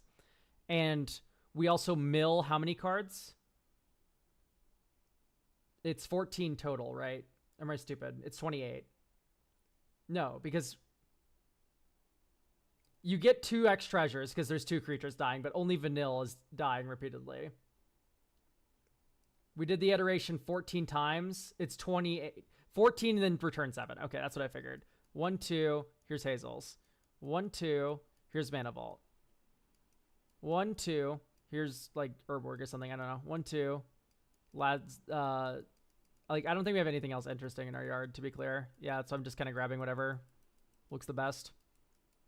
All right, last step, Corey. 1, 2. Formidable. 1, 2. Mana Confluence or OBM. 1, 2. Command Tower. 1, 2. Dance of the Dead. 1, 2. We should put Animate Dead back in and cut this one. All right, whatever. I'm gonna say that's enough. 1, 2. Formidable Speaker. Discard. Elvish Mystic.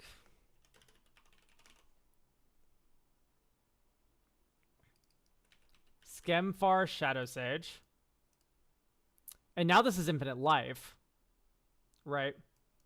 You don't have to get the Beckoner back off your commander. No, you do have to get it back every time. That's right. Silly me. I was just very confused with return 14 and then return 7 permanents. Lourdes Root, by the way, thank you for the tier 1. Okay, so these are still in the graveyard. But still. Oh, I guess then we don't get Formidable Speaker, do we? Oh, but we did mill Formidable Speaker. So you're able to dread return Formidable Speaker. And then that gets Skemfar Shadow Sage. Which gains you a bunch of life.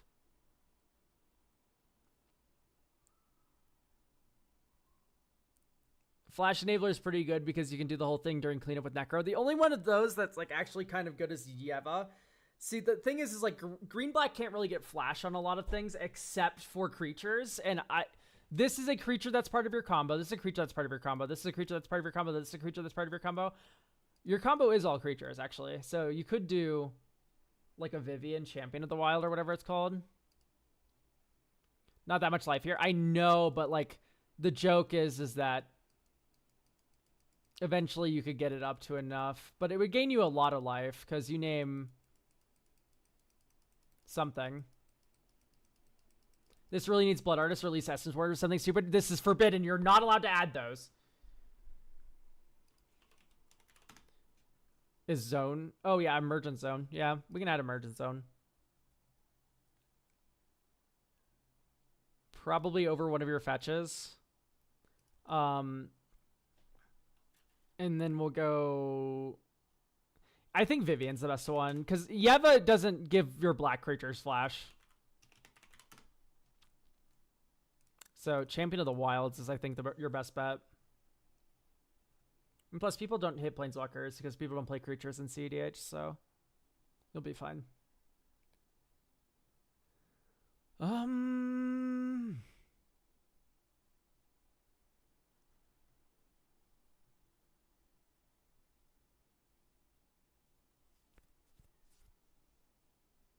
There's also Winding Canyon. I don't know. You just have so many land tutors. I think the one Emergent Zone will be fine. And I actually kind of like Vivian. Like, it draws a card or two. Sure.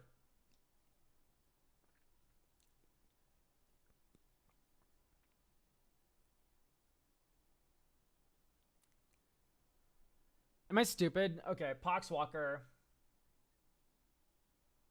What's the loop?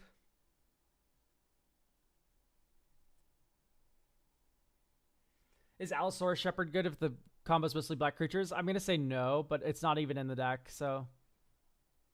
Yeah, no. I wouldn't add Allosaurus Shepherd. Because, like, this is the big card, and people can counter it. Not the best.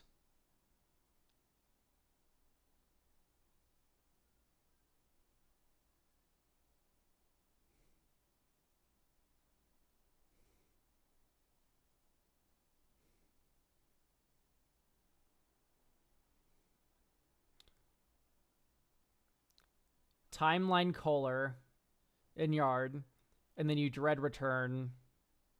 Oh, then Poxwalkers, I see. And then Bridge Trigger, and then you...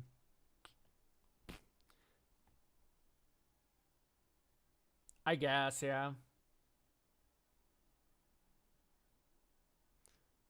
I'm not really all that worried about... Guys, I think we're really focused on the wrong thing. We are not facing counterspells, and we're still losing. We're goldfishing, and we're losing. So I think we need to really be focusing away from, like, oh, we need to worry about counterspells. Like, we lose to ourselves.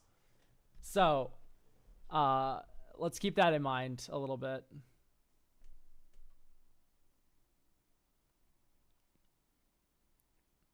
I think Poxwalkers is too cute.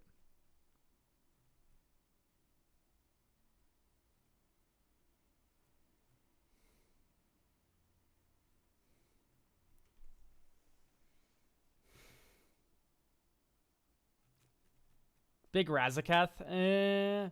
I like you say big Razaketh. Like, there's a small Razaketh. There's only one Razaketh, and he's huge. It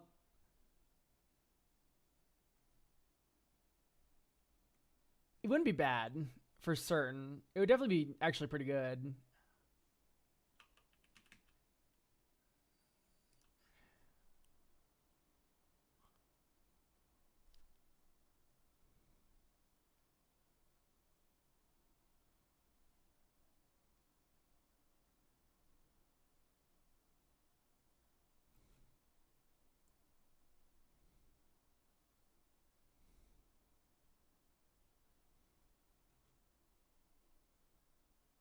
Black...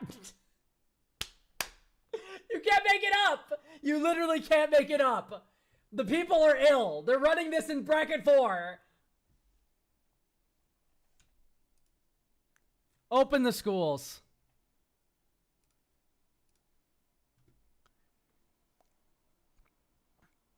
Draw. Misty. Bayou. Elves. Hermit Druid.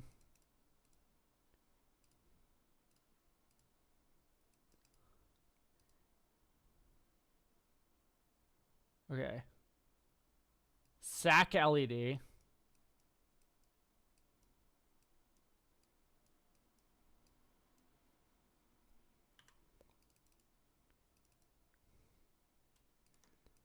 Okay, mill our entire library.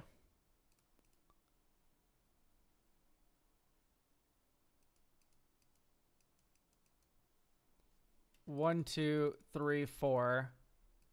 Vanille. Mill 2 cards. Then return a card from your... What if we ran a loam... Is it Loaming Shaman?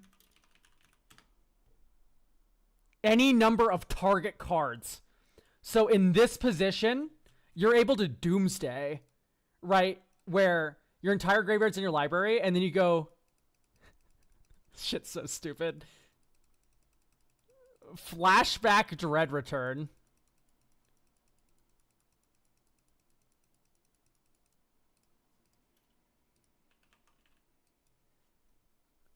And then you bring the Loaming Shaman back, and then you build a God library. Right? Am I stupid? Or do you win with your entire library in your graveyard? Like, just automatically? Because I do think this Loaming Shaman line is really funny if you don't. You can just win. What's the loop with Hermit Druid? So you mill the entire thing already, and then you... Like, okay, how do you win for this position? I'm very confused. Please save me. You need Poxwalkers. Okay. Because you go cast Vanille. Do you return a permanent here? Like, you have to, but like...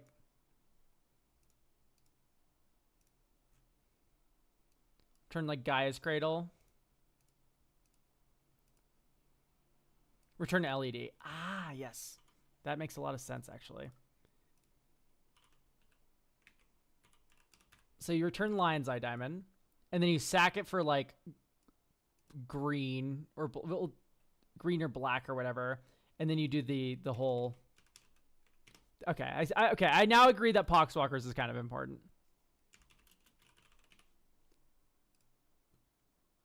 Jesus, $11. Okay, I do like the Skemfar Shadow Sage. But we're sacking all the zombies we're making.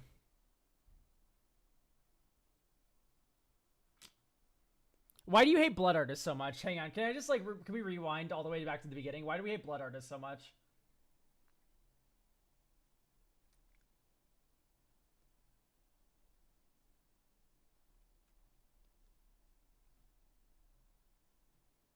Blood Artist means the combo's too easy. I mean, I guess. Yeah, because then you wouldn't need all this shit. Okay, but what if we did like Death Greeter? Would you care about Death Greeter or like Essence Warden or something? Would this be... Because this doesn't drain. This just gains.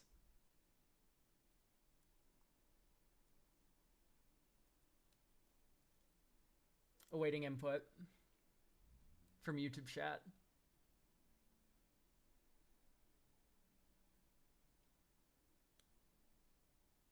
Because, like, in this instance, this stops the bad parts of Blood Artist. Because Blood Artist can just go Timeline Color, whatever. I still think it's not as cool as Bridge. You need both to win. This just offsets the life gain of this. There's no part of any of this that is betrayed by gaining 1 life each iteration of the combo. Right? This doesn't win you the game by itself. If anything, this makes you spin a wheel indefinitely. But it doesn't move the game state at all.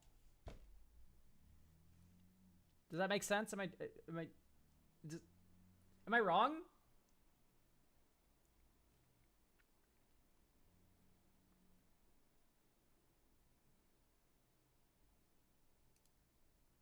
Because we can stay on Skemfar, Shadow Sage, and stuff. The combo can work without it, though? Yeah, well, huh? How? Because we're losing 2 life each iteration of the combo. This makes us lose 0 life each iteration of the combo. How are we killing our opponents with Death Greater in this deck? When the combo's totally normal, how are we killing our opponents? I think the answer is we're not, because we'd be cutting Skemfar Shadow Sage for this. I don't know. Maybe I'm going insane. Eventually get Brewmaster for infinite mana. Okay, and then what? At the end of the day, we're still winning with Bridge from Below. That's the only way that I can win. You loop Bowmaster. Oh, I guess so, because you go Bowmaster, sack it, return it with Eternal Witness saw in half. And then that would be infinite, yeah. So yeah, I guess just keep the Skemfar Shadow Sage a truckin'. What was recent history? Loaming Shaman. Cut Loaming Shaman. That does not need to be in here. Did I cut it already? I did already cut it. Poxwalkers. I put Poxwalkers back in. That's why we're at 101. I see. Let's take out...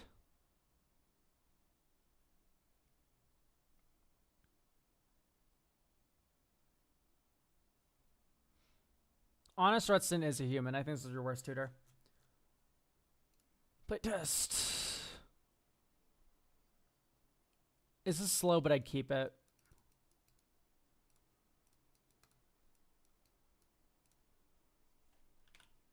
Bayou.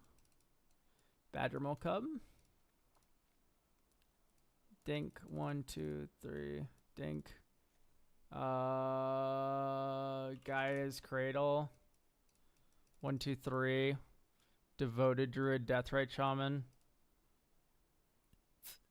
Next turn. 1, 2. Right, because you go mana. That one's free. That one's our first -1/-1 counter. And then we kill it.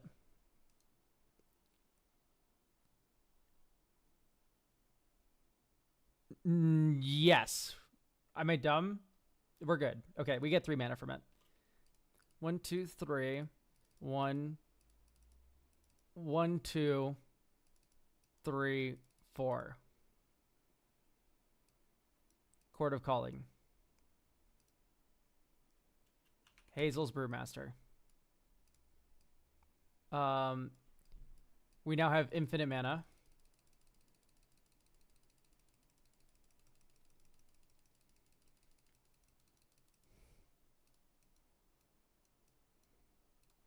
Black. Unmarked Grave. Eternal Witness. Eternal Witness is in our graveyard. You vanilla with your infinite mana. You Eternal Witness with your infinite mana. You Court of Calling with your infinite mana.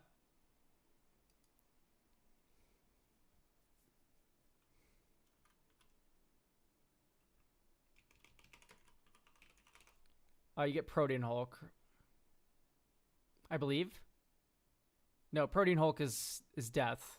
Is bad. No way. We get Hoarding Broodlord. Hoarding Broodlord gets Saw in half. You use 2 of your infinite mana and tap black. You get 2 Hoarding Broodlords. You get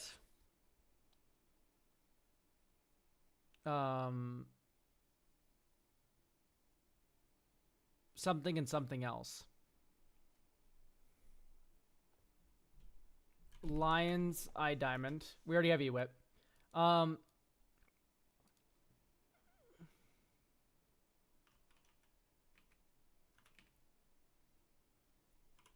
I guess you get Warren Soul Trader. Okay. And you go black, infinite mana, Warren Soul Trader. Lion's Eye Diamond. Sack Lion's Eye Diamond. Make 3 black.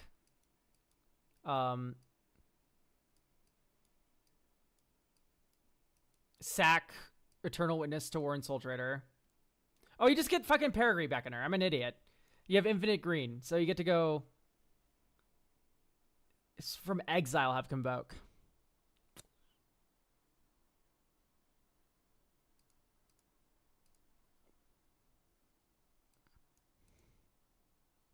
We're so close.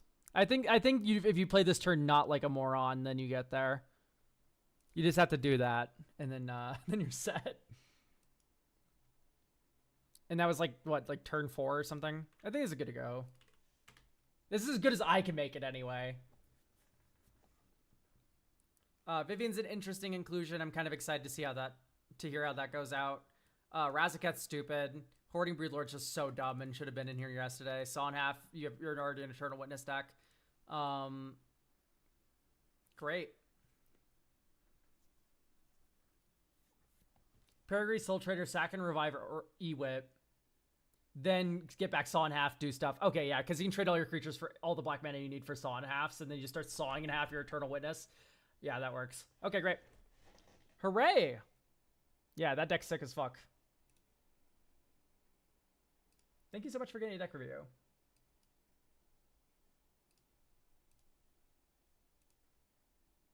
Okay. Do we have Mr. Beansman?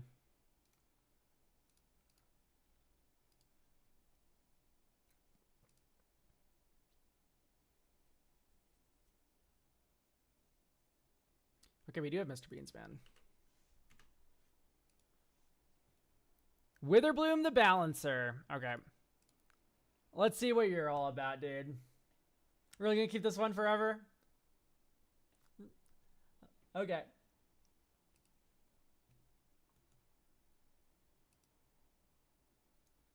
Okay. Mr. Beansman. Create a huge number of tokens with X spells. Finish with Exsanguinate or Torment of Hailfire or Craterhoof. Want to keep individual cards $20 to $30. Goldfishing. I feel like getting my tokens up and running too slow. Not sure if I have the right gas. Okay. Are we building this as mean as possible? Because you can make this deck, like, mean. L. Kate's Witherbloom. I just think this card, it's, how to say,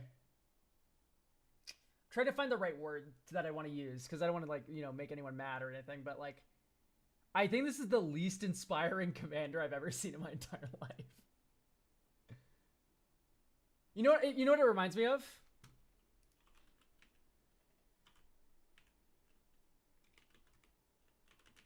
There's only one way you build this guy. And it reminds me of this guy.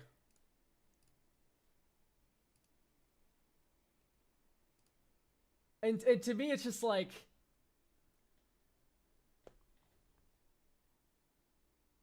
Not Taval is awesome, but Taval is bad. Cool. Here's my point. No one who has built this commander still has it assembled.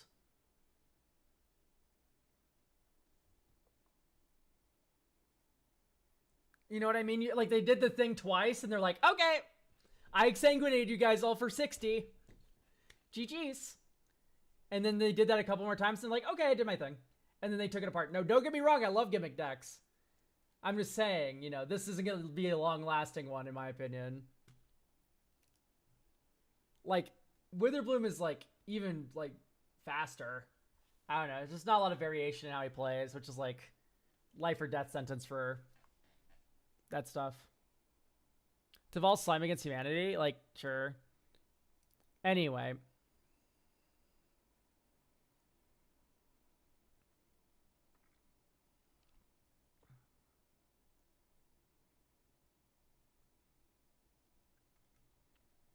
Affinity for creatures. Yeah, I don't like Onyx. Professor Onyx out. No doubt in my mind. It's a Strixhaven card, sure. I don't believe in the Sanguinist. Too slow.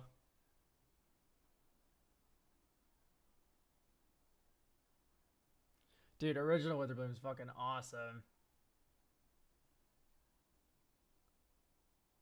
Tender Shoot Ride's too slow. If you can fucking believe it. You need to trust me here. If it is a creature and it makes tokens and it is more than 3 mana, no way. Ah, Gogori! Gross.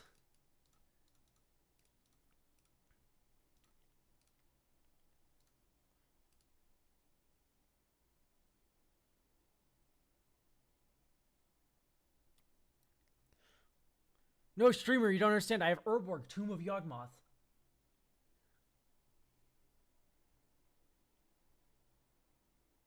Jahira, sure, yeah, that makes all your tokens double tap. Although, isn't, Enduring whatever the fuck better? Not just because it's an elk, to be clear. Dryad. I guess Dryad's fine, but... Blex. You have too many fucking... You're like running all these like Strixhaven cards. Like, oh, it's so cute. It's my Strixhaven. It's Witherbloom. Like, Witherbloom Exsanguinate. We are not doing all that.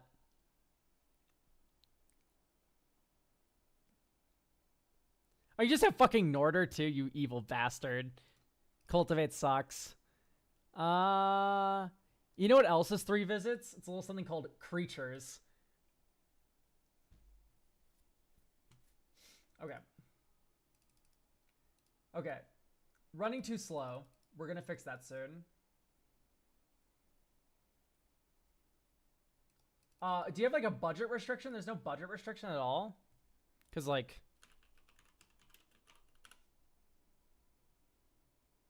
Badger Molcub.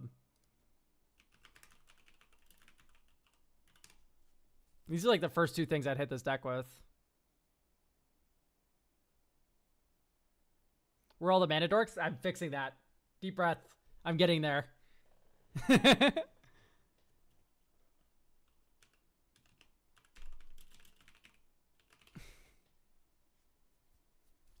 Tendrils of Agony? That shit sucks, sorry.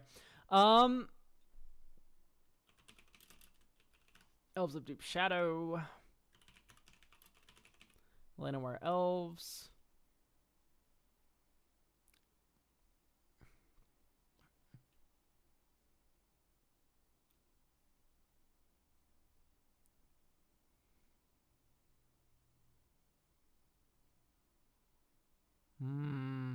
Sylvan Caryatid? Nah.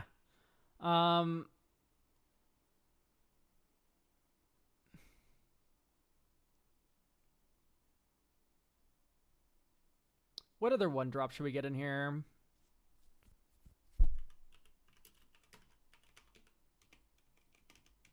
O-tag. Dork. Mana dork? Oh yeah, I love Arbor Elf. The goat. The goat.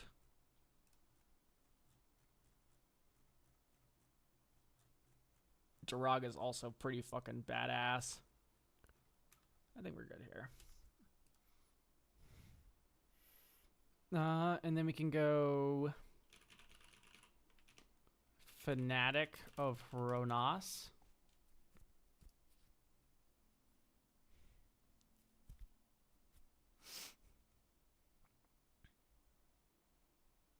We already have Second Harvest. Hang on.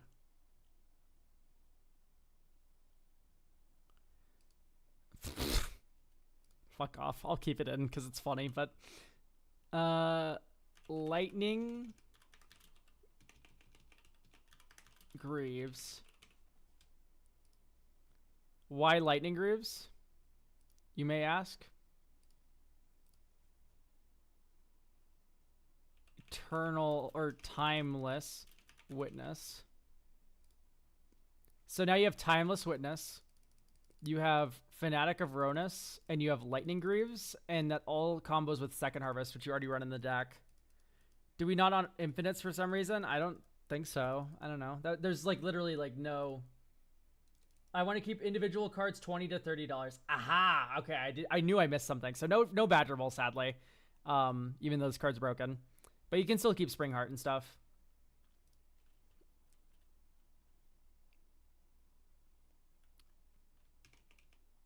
Dude, do you run like Myco? What is the name of it? Saproling, mana value 3, add. Underseller Mycodid. Unflourishing seems really iffy. Shh, it's funny. Shut up. I already made a comment about it. Sowing Mycospawn for what? Oh, you mean like you were trying to like guess what I was referring to? I see. Sprout Storm. Is that the Convoke one? Yeah, because this is infinite Sprouts, right? No, it's not infinite Sprouts, but I mean, what if you just had like cards that are like token each creature control? It is infinite Sprouts. Oh yeah, you're right. No, UFR. However, I do want to find a couple one of these. Insect for each forest you control. Isn't there one that's like make a thing for each thing you have? Am I stupid? For each tapped creature you control. It's not bad. Make an elf for each elf. Make an elf for each elf.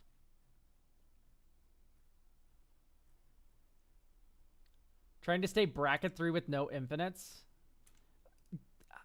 This deck just sucks in bracket 3, man. These play patterns are just rancid. But here, this is what I would do for you then. Would be surprised if green has that. Doesn't have it, you mean? Saproling Symbiosis.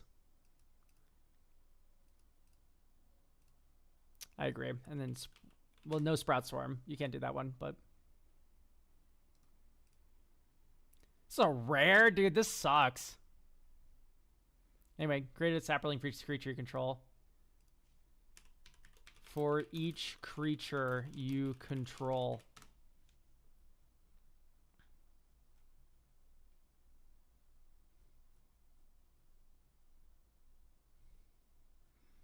There's some better options than Collective Unconscious, but.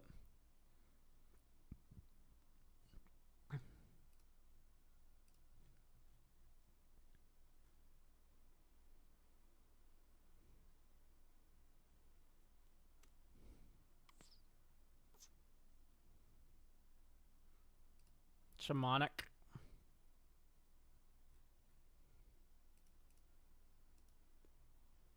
Some land animate spell. I wanted to put Badger Mole Cub in, but it's just like you can do Kamal's Will.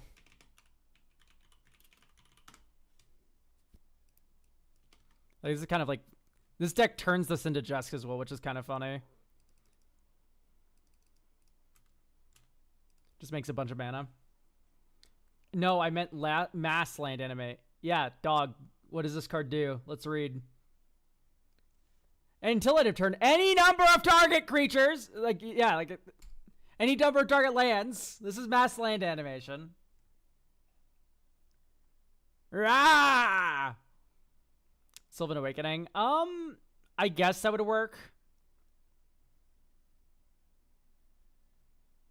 I guess just some counterspell protection is kind of what you want, right? Do something like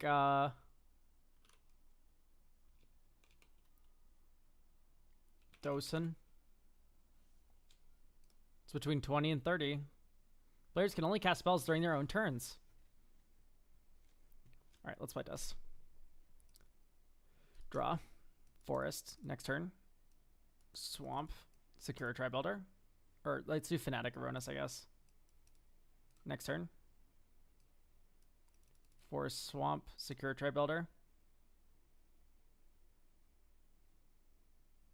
I mean, like, why are we even doing all this Secure Tribuilder shit? Like, it gives us one cost reduction here, and it gives us one cost reduction here. It's like, it's kind of nothing.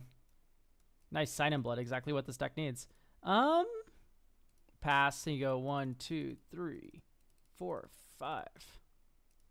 Or I guess you can, because this costs 8, 9, or so this is 7. Yeah, this just sucks. 1, 2, 3, 4, 5. Sot's Will. You maybe get like a 3-drop in the fray. Next turn. Yay. We now have 4 creatures. 5, 6, 7, 8. Witherbloom. Tap to add 4 green.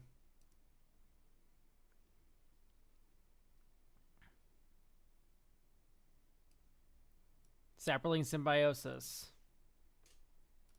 1, 2, 3, 5. So we have 5 of those. And wait, it doesn't actually cost that much. We still have a bunch of mana floating.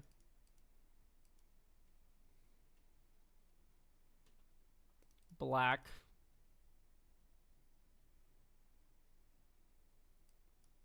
Deadly Dispute.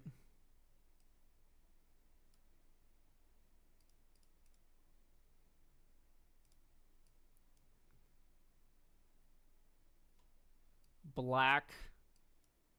Coercion.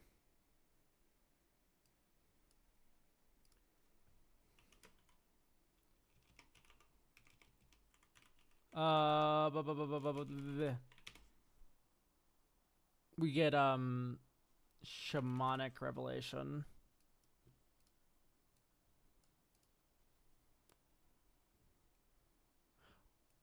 Or I guess you get Enduring Vitality, huh? No, this is correct. You get Shamanic. 1, 2. Draw 1, 2, 3, 4, 5, 6, 7, 8 cards. 1, 2, 3, 4, 5, 6, 7, 8. Green. No. You can go green, green, second harvest.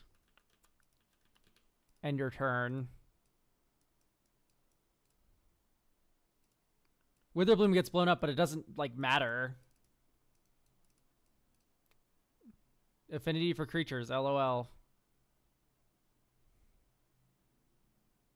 Green, Kamal's Will. These are now all in play as creatures. Sign in Blood. Night's Whisper. Okay. Torment of Hailfire. Which we need to, like, Worldly Tutor some shit up for, but, like, if we tapped less like an idiot. Your mana does suck really bad, though.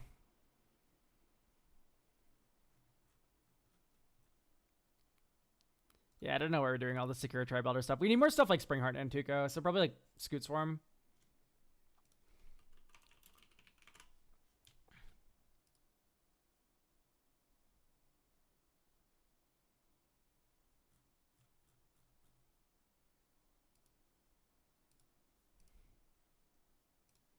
Drop. Dryad Arbor. Next turn. Swamp.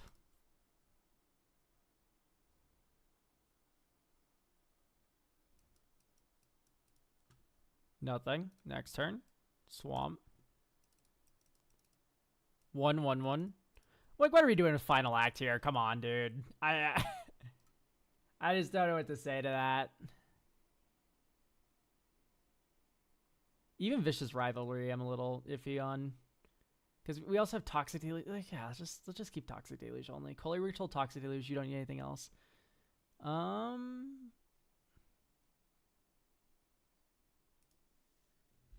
Bitter Blossoms valid? Yeah. Bitter Bloom Bearer, Bitter Blossom.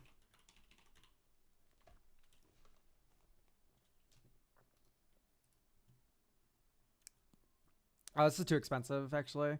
Why is Bitter Blossom so much? Legitimately, the card's not that good anymore. Bitter Bloom Bearer. Springleaf Parade. No. I kind of want like a lower drop.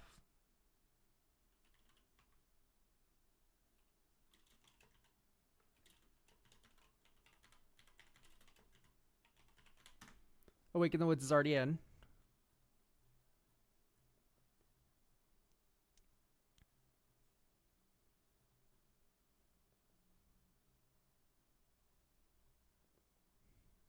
Jadar's like a 2-for-1, I guess, but...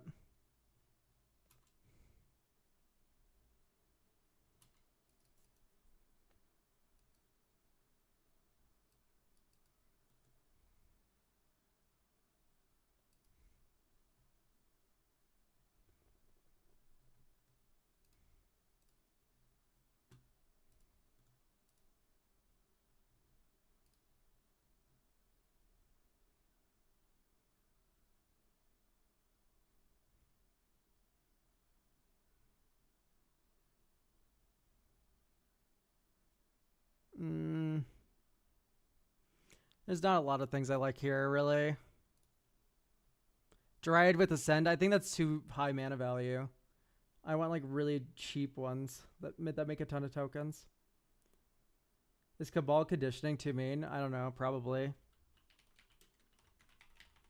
Anything with Cabal in the name, I'm just automatically like, yeah, this like just win, just win.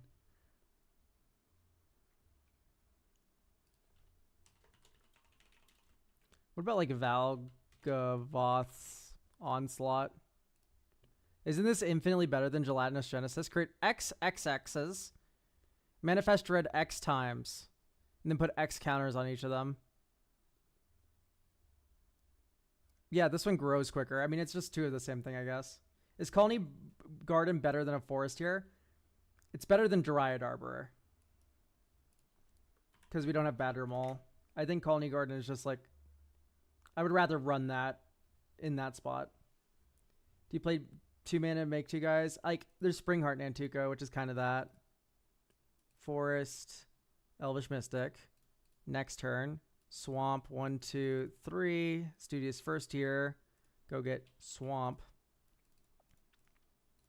Next turn. Like, see how dead Toxic Deluge is right now? Like, this is just not our game plan. It's diametrically opposed to what we want to do. Anyway, Flash and Bitter Bloom Bearer. Get a Fairy.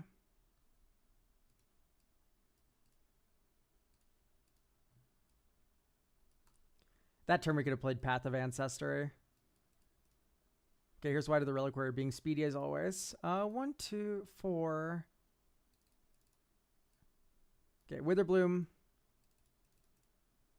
Stargaze, X is a billion. 1, 2, 3, 4, 5. So X is 5. Look at top 10. 1, 2, 3, 4, 5, 6, 7, 8, 9, 10. We will take... Put X cards from among them into your hand and the rest in your graveyard. So you get 5 of these. So you get Valgavoth's Onslaught, Unbound Flourishing, Enduring Vitality. Lightning Greaves needs to get cut because I forgot about. So that's 5 into yard. Okay, great. 1, 2, 3. Surprise, it's a ritual. Green. Findhorn Elves. Oh, we don't need to tap for... Oh, wait, no, we're fine. Because we can tap any of these for any mana. 1, 2... Oh, wait, no. Lightning Greaves is actually kind of carrying here. Because we can go 1, 2, 3, 4. Equip Greaves. 5. And then 1, 2, 3, 4, 5, 6, 7, 8, 9, 10, 11, 12, 13. So we're putting X is 6. So X will actually be 12. So we're going to manifest red 12 times.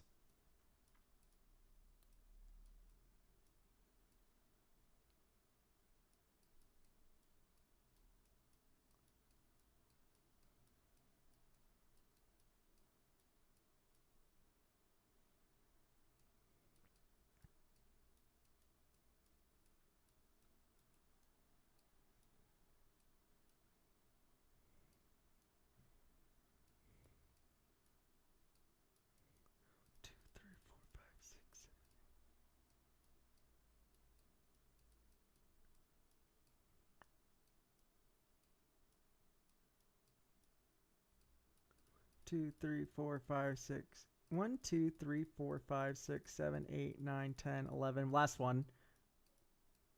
Okay, there's 12 manifest reds. And you can equip Lightning Greaves to each of these individually to tap them for mana. And what we're going to do is get White of the Reliquary. And then we're going to... I mean, I guess we just don't do this to all of our 24/24s. To me, what would be really fun to get here is like Sussur Secundi with the white.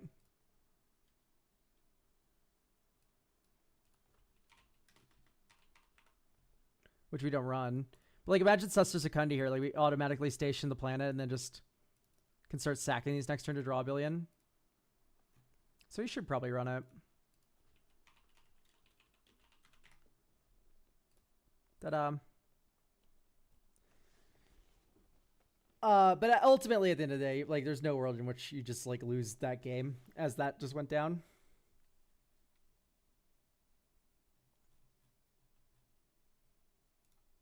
Discard, drop. Swamp. Soul Ring. Lightning Greaves. Next turn. Forests. Sedgemoor Witch. Greaves on Sedgemoor Witch, because why not? And then this turn is when you start popping off because you go 1, 2, 3, Scoot Swarm. Ah, terrible. Our only green source is tapped.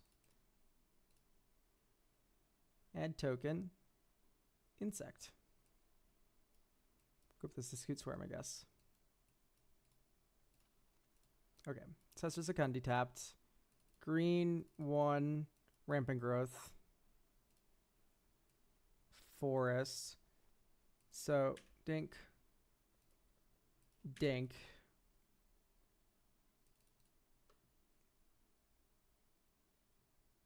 Okay, great. And we also get a pest now. Wrong pest, but you get the idea. Okay, Colony Garden. Copy of Scoot Swarm. And we're bricked. Wait, hang on, not like that. But no, you go black, green. This is so dumb, guys. Look at this. Black, green. Scry 1. Top. Okay, Station 12, get ready. 1, 2, 3, 4, 5, 6, 7, 8,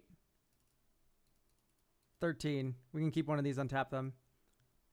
Black, 1, tap, sack Witherbloom, draw 5, 1, 2, 3, 4, 5.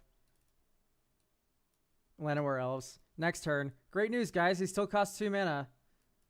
Surveil 1. Or Scry 1. Bottom. Okay. Black. Village Rights.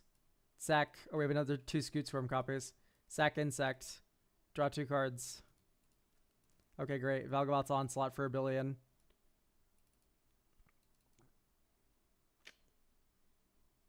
I guess we need to get more dual lands in here, but then this is just like... Deck's kind of free. Okay. You have a mild creative growth. ID equals 2, type land, sort USD.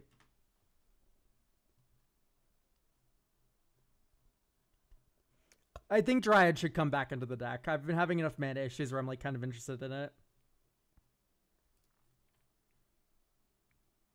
I like the Revitalizing Rare Pass a lot.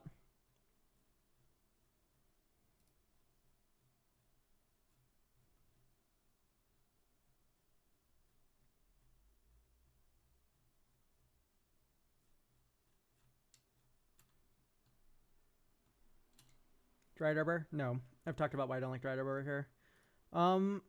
So let's cut another Swamp and add back in Dried of Legion.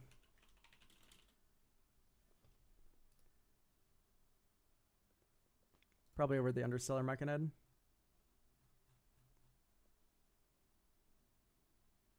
Because now it's going to be...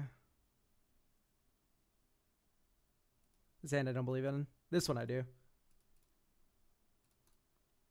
4 Sphintorn Elves.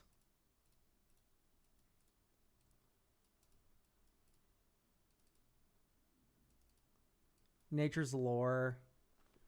Underground... Or... God. Overgrown Tomb. Aha.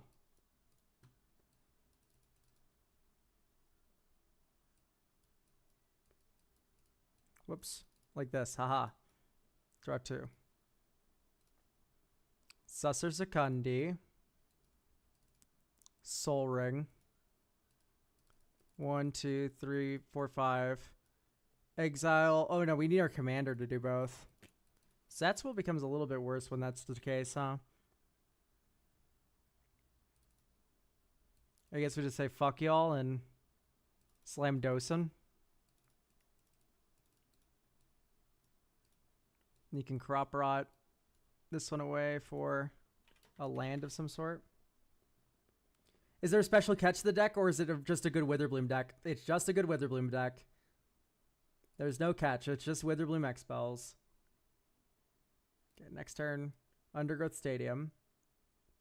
1, 2, 3, 4, 5, 6, 7, 8. Witherbloom. Black. Zot's Will.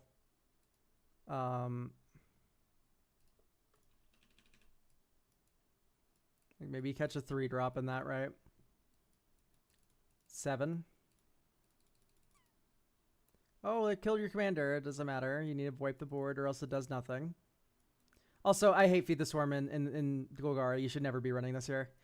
I just realized that right now.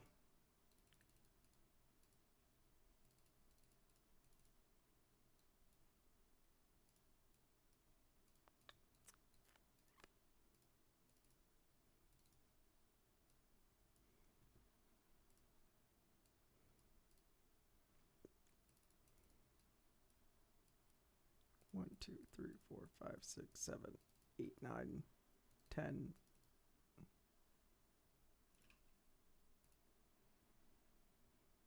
Seems like pretty good. I don't know. It's doing things.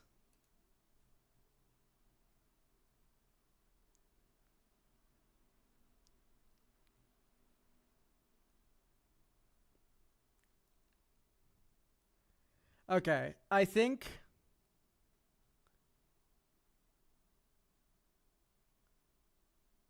this is about as good as I can get this deck.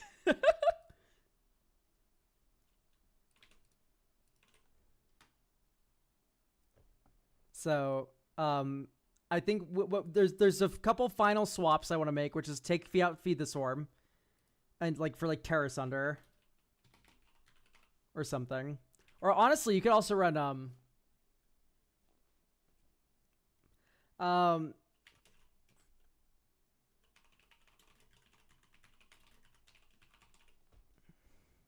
Guardian Augmenter. Commanders you control have hexproof, get +2/+2. So now you can just jam without even thinking. Skull Clamp. Tainted Wood, which doesn't tap for mana because it's bad. Fabled Passage, get Forest tapped. Black green. 1. Scoot Swarm, so you actually get 2 insects here.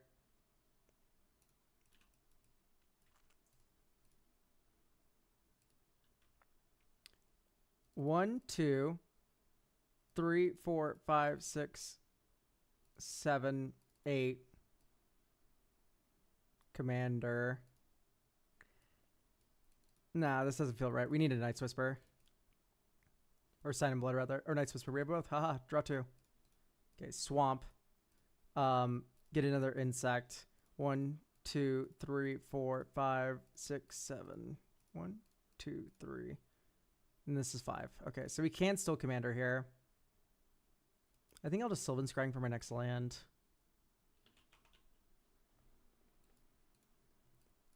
Okay, next turn. Verdant Catacombs. Get another insect. View Library.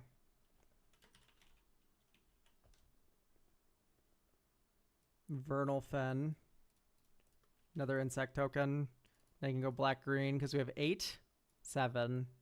Oh, but it's only 6, I see. Witherbloom. 1, 2, 3. Rites of Flourishing. Or Unbound Flourishing. Sack an insect to Skull Clamp with their floating mana, draw 2.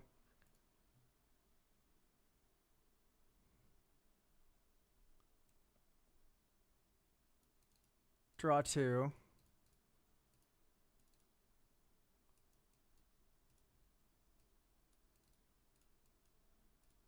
Get another 2, or get a Scoot Swarm. And then Crop Rot for Command Tower. Get another 2 Scoot Swarms. And then Zot's Will. And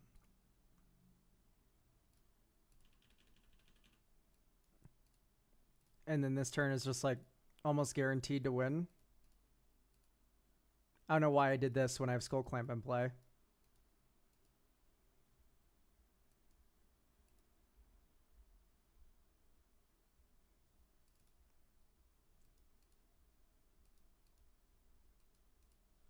Okay.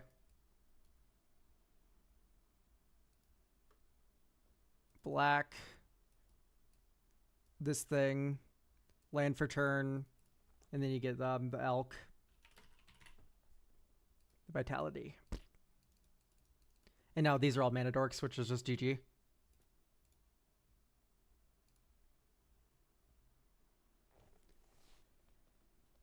I tried to not play Scoot Swarm because I love building weird decks, but it's so good. Oh, okay. For a second, I was like, you're not the owner of this deck, right? Okay, but I think this is just set, like I said. I already linked it in chat. I think this is going to go. Let's move on.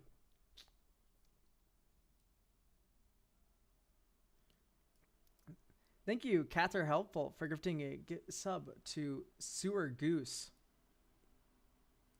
Do we have Boneless Velociraptor? Oh shit, this is a lot more. Oh my god, how many gifted subs did you give? This is 5 billion gifted subs? I need to show you what's on my screen. So, because I need to explain what just fucking happened. This is what I saw on my screen, because I have a program that lets me, let's go to Photopea. So this is what I saw on my screen. Event feed, gifted a sub, and then it's like, okay, Hype Train started, gifted a sub. Oh, thank you. And then all at once, it did this. Like, it just replaced the chat with this. I was like, oh, okay, you gifted 1 sub. That's really sweet. No, you've gifted 50 subs, Cats Are Helpful. Thank you so much. That's so sweet. You have a level 8 scam train, everyone. Hop on while you can.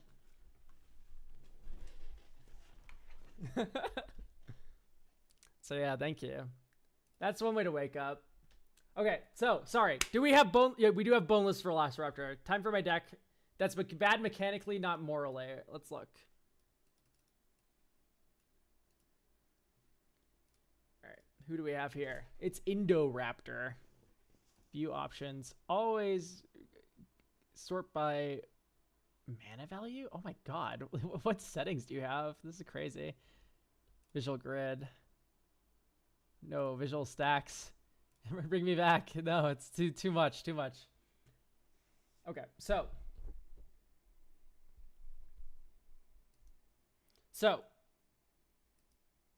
ideal game plan is to get out a moderately big Indoraptor and then either beat down with a big Menacer or sit back and threaten big damage with ping effects, triggering Indoraptor and or fight effects on Brash Taunters to turn their big monsters against them. I like that Pyroclasms enable my game plan, incidentally, while hampering my opponents. Primer goes into my history about making the deck workshop version. Start out enabling Indo with Flame Rift effects. Okay, that's fun. And getting 2 for 1 on turn 5, shifting to 2 drops that can deal 4 to 5 damage. Okay. I really like the idea of like smaller creatures that just like fling damage like no tomorrow, because yeah, Bloodthirst X. UB is fine. 20 to $25 my limit for individual cards. Avoid game changers. Trying to fix the deck getting wrecked by removal. After the first Indo gets removed, the deck just kind of sits there not doing much for the rest of the game. Torn between honing in on Indo or making it fight Kindred. Okay, so first things first, I do need to mention like... Oh, I have to reset. No, we're good. We're good. All right, so Guardian Augmenter is broken. Hello. Commander creatures you control get +2/+2, buffing its power. That's pretty nice. And then commander creatures you control have hexproof. Duh. There's no wonder why that's good.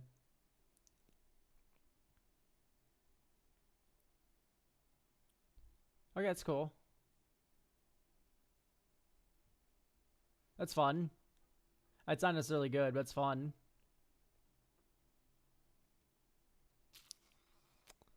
Kind of losing me with Spewer. Like, Zertod Druid's at least a dork.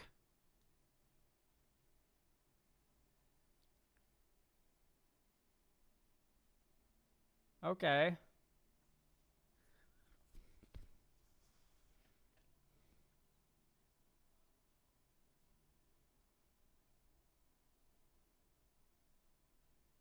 Oh, damn, Wombo.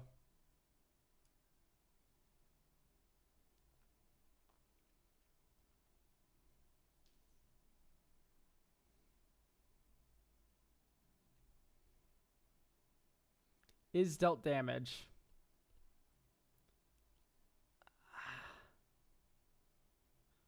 I want to believe in this card. It's a little tough for me too.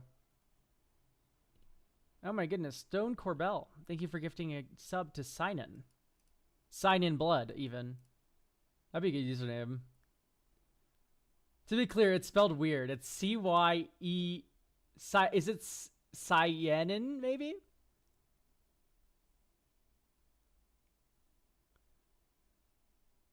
Vigor's literally a non-bow, right? If damage, prevent it. This is bad, right? Am I losing it? I guess this and this and this and this go infinite together. With the power combined of 4 5 drops, you can go infinite. There's no way that's... Oh, wait, no, it's not even... Because this doesn't trigger. Yeah, that just sucks. It's just bad. It's just bad. Okay, Bolt Wave is awesome.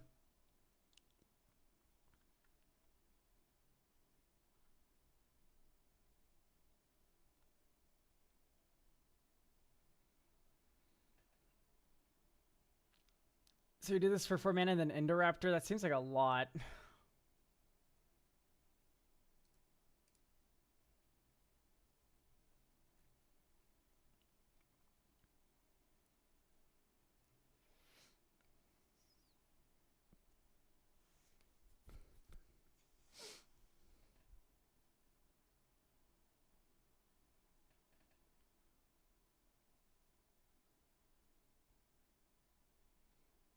Okay, this is infinite. Putrefy is so 2016. Let's run real removal spells in our deck, please, only. Netherburn Altar's fucking cheeks, dog. That shit sucks. Mithril Coat's also pretty mid, but it does go infinite with Raphael, so maybe it's just kind of worth it.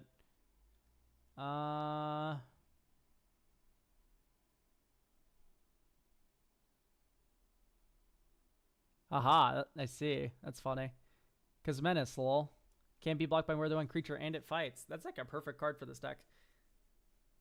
I don't know if I believe in Keen Sense.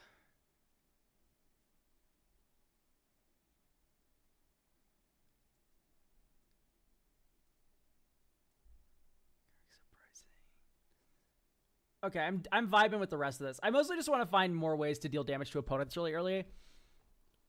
Hey Elk, how much is the points to redeem for? I'm very close with 41, and I'm very broke this month. It's 45k to get a free deck review. They're not on right now because it's Mother's Day, but I will be bringing those back probably like middle of this month.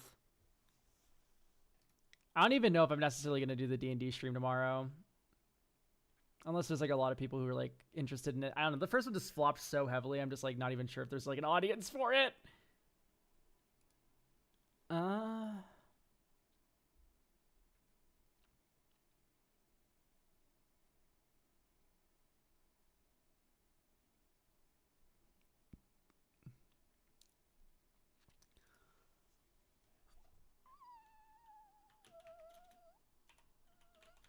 Vinwald Tracker. Could be interesting. To be fair, it's your idea. You did a D&D stream. Yeah, I could do better promoting it, I think. For certain.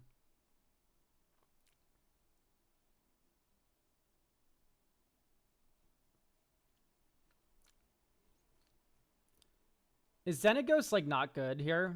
Or am I just... Have we just overlooked this one?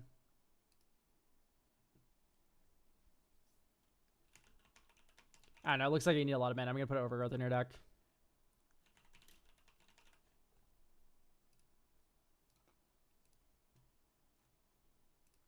And probably stray away from real dorks because... Oh, this is a dork that gets swept up, isn't it? Yeah, we probably shouldn't be doing all that. So, Overgrowth in, Wild Growth in. Utopia Sprawl's a little questionable.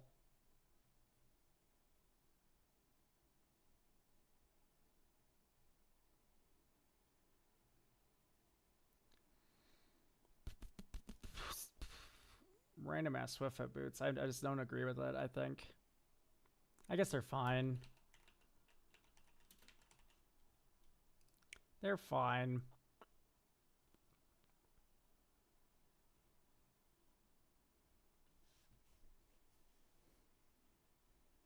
So, Bloodthirst X. I'm not sure what to do about this. Because, like, my inkling is, like, go and do Broadside Bombardier things.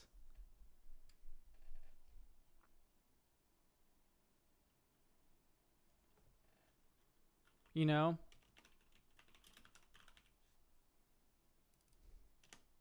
Bradside.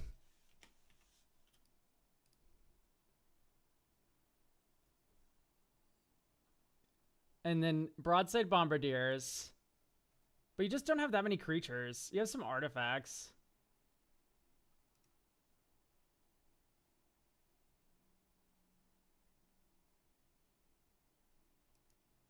Let's get Domri out of here, I guess.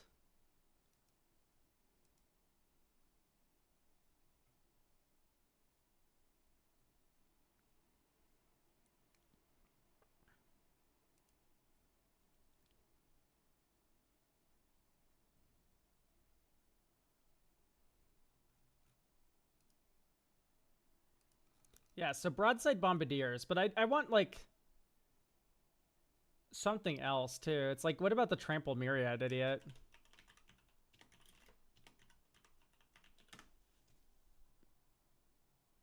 El Terrell Survivors.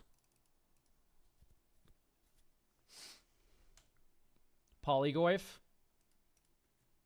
Pyrogoyf.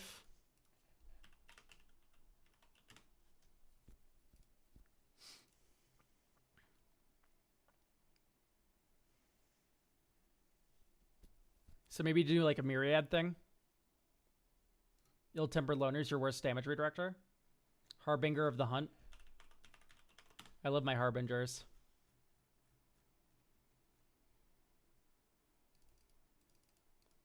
It's in the bulk box. That's where that one is.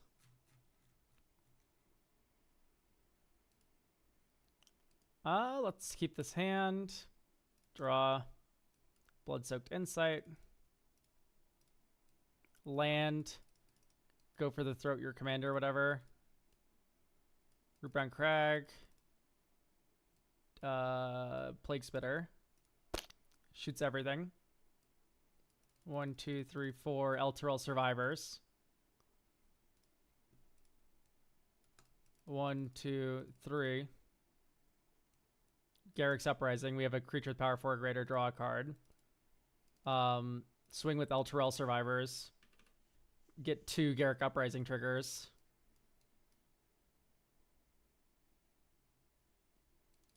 If you didn't tap like a moron, you could Ancient Animus this turn, but we did, so. Next turn, Mountain. Swing with Elturel Survivors. Everyone has like, 6 lands. They try to block the best they can, but like some damage is going to get through. You draw 2 more cards because Garrick's Uprising. And then you go 1, 2, 3. Indoraptor. Dentures with like a billion counters on it because our Tramplers just hit all of our opponents. And then you like immediately have enough mana to go Fight Spell. Breath, and then like Pinger is going to trigger next turn. Like, we draw a card here as well because this. Like, it's kind of working, right?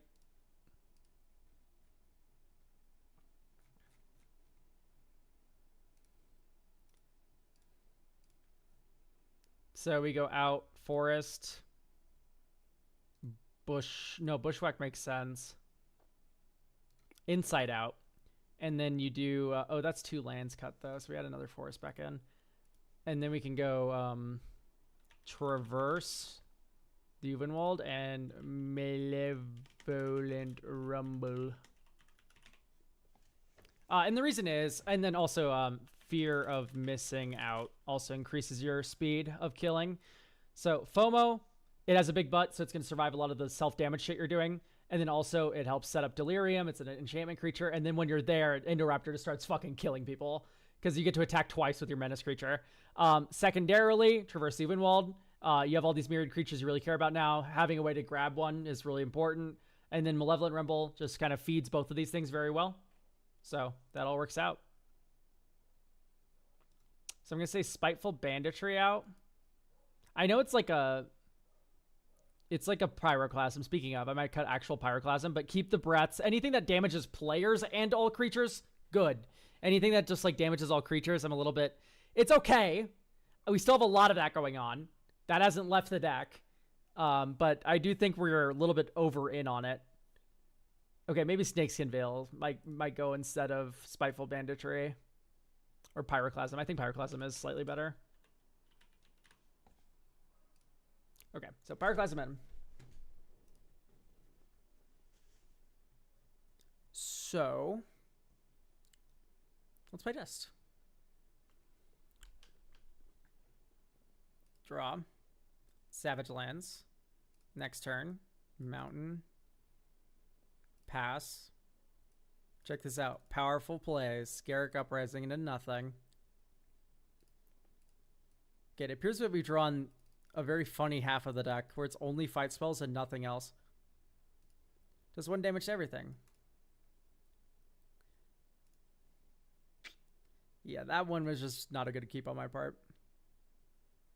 Like, this is a lot better because there's a plan with, like, the Breath of Dargaz here. There's at least a plan.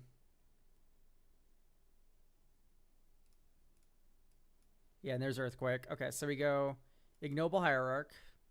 Next turn. Mountain. Next turn. Swamp 1, 2, 3, 4. Elturel Survivors. And then this turn, Wild Growth. Smoldering Marsh. Attack. Do a bunch of damage to everyone. 1, 2, 3. Here's Indoraptor with Tameo Safekeeping up. Hooray. I guess you could tap like this instead and leave this up. Great. This is huge. And yeah, time as safekeeping. Hooray. And then this turn you get to go Earthquake X's 1, Breath of Daragaz, blow up a blocker or whatever, tap correctly, not like me, and then I don't know. This is more like a 17 power thing or whatever, but can you stack the Exalted trigger before Myriad, or is that timing a non-bow? No. You can give this +1/+1 and then the all Exalted cares about is you have a creature that you are declaring as attacking, and there's no other creatures also being declared as attackers. That's what Exalted cares about. Myriad puts those bitches in tapped and attacking. They enter tapped and attacking. You didn't attack with them. Even if this like guaranteed always triggered first, you'd still be fine.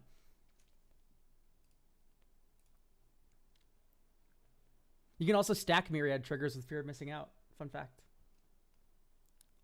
I mean, am I crazy to just call this good right now? Like, I think this is pretty just set. Unless we have some final recommendations from chat, that is. But I think this is like, it's set. It has game plans. Self-damage is all the way through. And then you have enough Myriad creatures here and like a nice little creature tutor here in the early game where you can kind of just like nip one. Like maybe you add like another Myriad creature, maybe like a 5 mana like you have the one that makes treasures and stuff.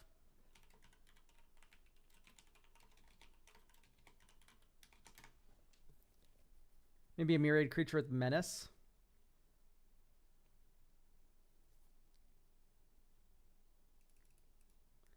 Like Dalek Squadron could maybe work. I was expecting to fit over the land count too. Myriad. This is funny. I just don't think that's that good. Goldlust Dryad is just... I think 5 mana is too much. I think once we get here, it's officially too much mana. Is it crazy to think that Kedis accelerates this deck? Yes, because your commander is already in play by the time it does damage. Right?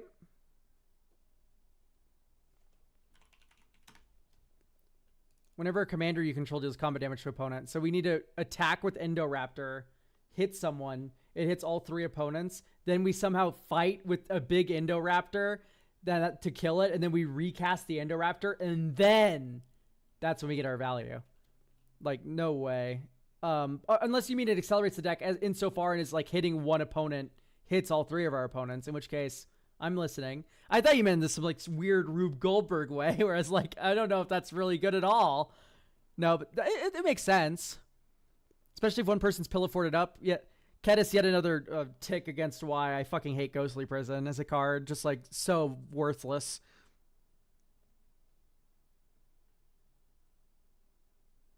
I love Heartless Hidetsugu. I think it is too bad. Maybe like a Rhythm out. I don't know. I don't want to cut too much of your counter protection because it seems like you are afraid of counter spells, and I don't want to betray that too hard.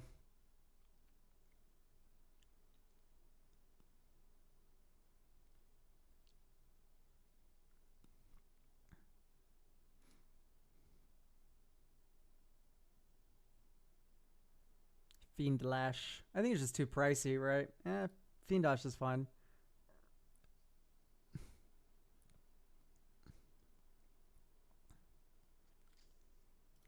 Maybe just go for the throat. Your entire deck literally is removal. Okay, yeah, here's like the Daleks being good. Here's the Daleks being really good. Yeah, raise your hand, chat. Who has a turn 3 board that you want to block a 3/3 Menacer with? It's like, do you want to block with Llanowar Elves?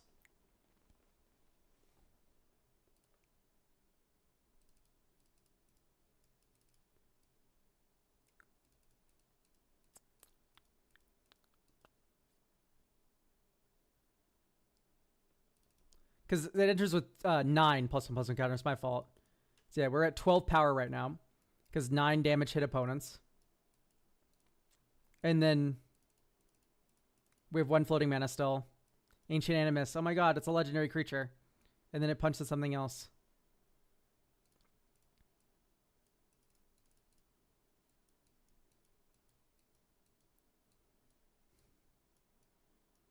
Get down a Noble.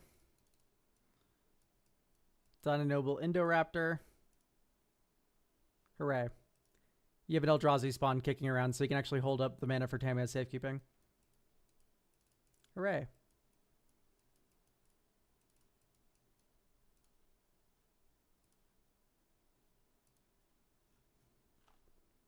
Yeah, I mean, feels pretty good. That was a Soul Ring game, which is something to keep in mind, but like, the play pattern's there. I do think the Dalek is good enough. Also, it's an artifact creature, which helps enable Delirium for Traverse the Winwald and Fear of Missing Out. Okay, great. I will drop that on your head. Thank you for getting a deck review.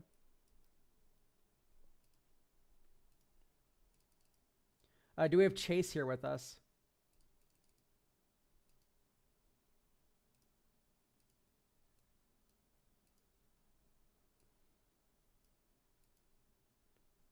Paging Chase.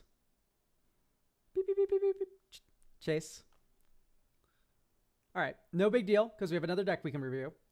So we'll go ahead and have Blues, who said, and I quote, should be there for the stream, but if you're not there, but if I'm not there, VOD later's okay. So we're gonna go ahead and do go for Blues first. Oh, Blues is here. Great. Architect moment. There's no way you're Thrasios. Okay. I was about to say Thrasios no partner from importing this. Okay, we are all lands Thras. Okay, this is awesome. Oops, all Cradle, make mana, more mana, spin, Thras, boom. The idea is that behind the deck was what a certain commander power 9 would be. 9 spells would be best for a certain commander deck. I see. The main game plan of the deck is to make an insane amount of mana and then spend it on land activated abilities to make tokens. Okay, I see. Okay. Can I argue something? I think Growing Rights of Itlamok may not be the best one. And Retreat to Hagra might also be the same way. Like here, watch this. Sideboard, sideboard. If we're only allowed to keep 9 spells, can I critique these two?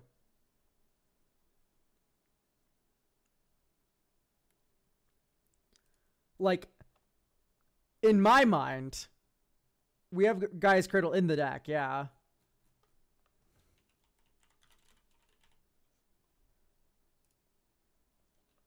Sowing Microspawn.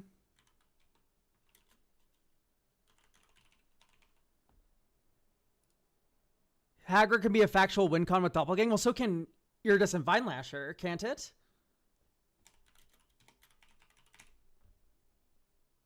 These are creatures, which feel like...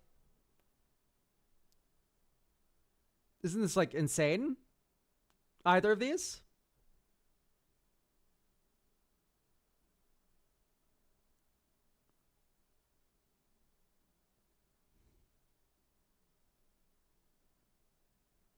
Am I doing a wrong thing here? What makes Retreat to Hagra better than Ob?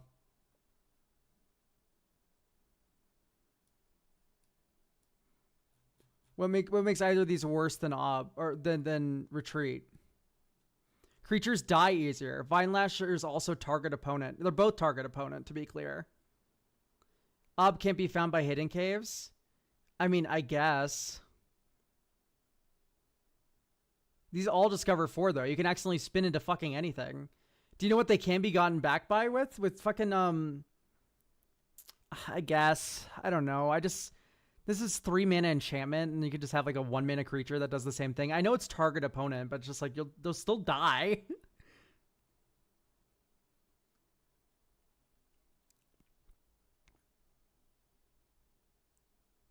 I don't know. I just can't believe Retreat to Hagra is the best one.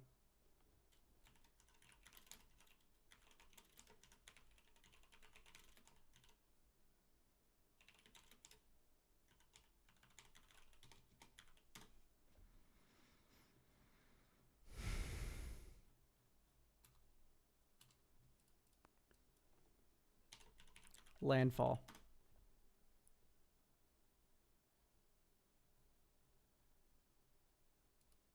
Damn, yeah, it is only those two. Sin's very good. You're right. Still, I think Sowing Myco Spawn's 100% better than Growing Rights.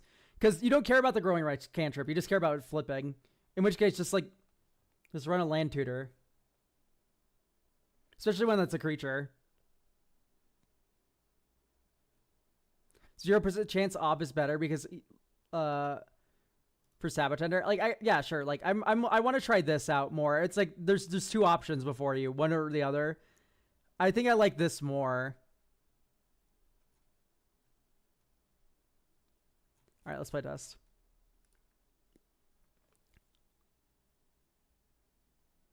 Okay, draw. Colony Garden. Plant. Underground River. Thrass. This turn you always do nothing. So let's play a tap land. Next turn. Secluded Starforge. 1, 2, 3, 4. Sowing Myco Spawn. Sowing Myco Spawn gets Gaia's Cradle, of course.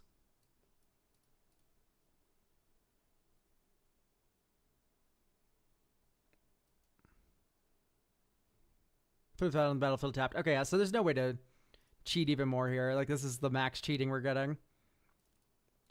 Okay, blue, green. 1, 2, 3.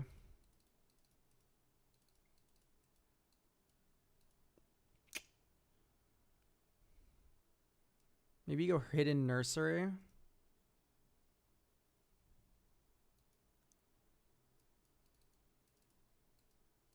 No, that can't be right. Because you can play Tevish here. So you play Talon Gates, phase out one of your idiots. 1, 2, 3, 4. Tevish Zot. Create 2 Thralls.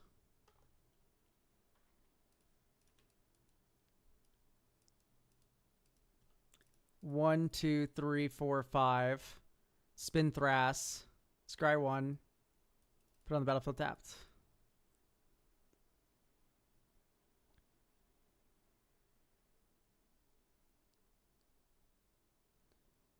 Now you go next turn.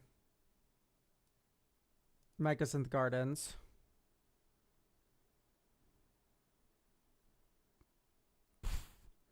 That shit sucks. It's cool though. It's like, damn, that sucks.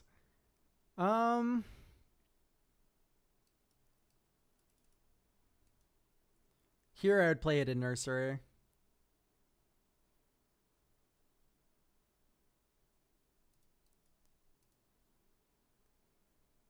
One, 2, 3, 4.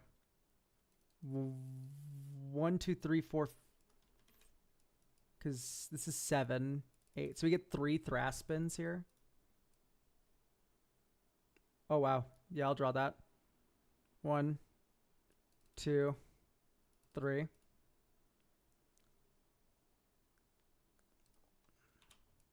Three. Next turn. Mycosynth Gardens, black. Iridescent Vine Lasher. Create 2 Thralls. I haven't played land per turn. So this is 10 creatures. So we have 10 green mana floating. Blue. Right now X is... because we just tap for 10.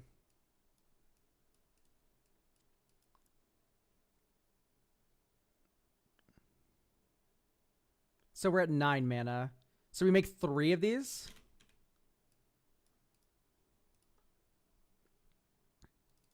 Green Magus of the Candelabra.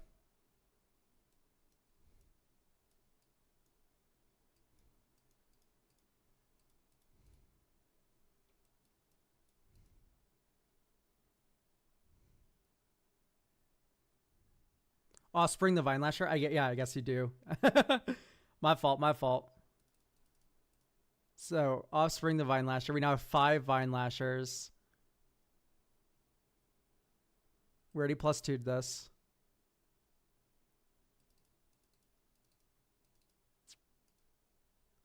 Spin Thras. Temple the False God. 5 pings. Oh, you create X tokens. Oh, you just win. My fault. I'm stupid. Doppelgang's dumb. I forgot, guys. I'm sorry. I forgot the card was just one. My mistake. My mistake. I forgot this card just wins the game. Yeah, X is 3, so you'd make 3 copies of Iridescent Vine Lasher. You'd have 5 total. And then 6 other ETBs.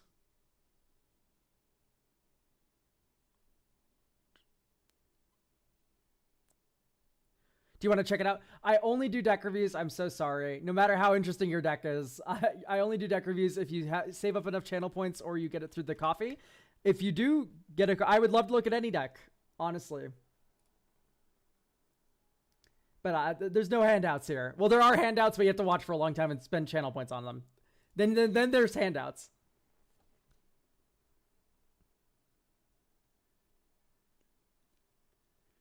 Target 2 lands with the other triggers to get 6 at lane. But yeah, I'm well aware. Damn it. Yeah, I guess then Iridescent Vine Lasher is worse than Retreat to Haragra.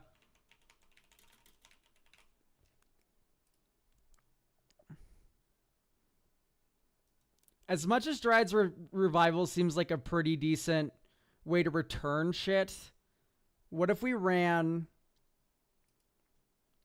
Shifting Woodland instead? Oh, but we're never going to have Delirium. Darn. That is the truth, ain't it? But more to the point, I think instead of Dryad's Revival, we could have something more interesting, like a Formidable Speaker.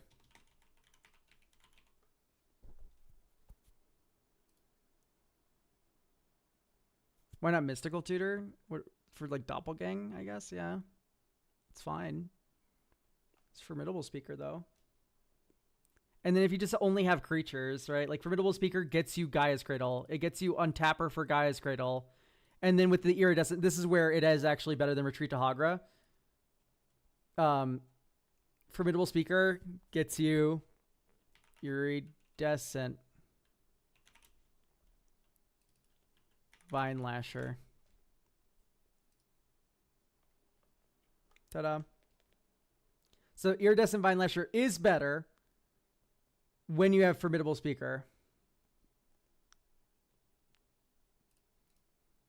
It's a nice glue card, I guess, but it's just like, I don't know, there's already so many ways to return things. What if we ran like Balaged Recovery? Do you count that as a land? I don't know. Personal Tour would work too, right? It's sorceries only.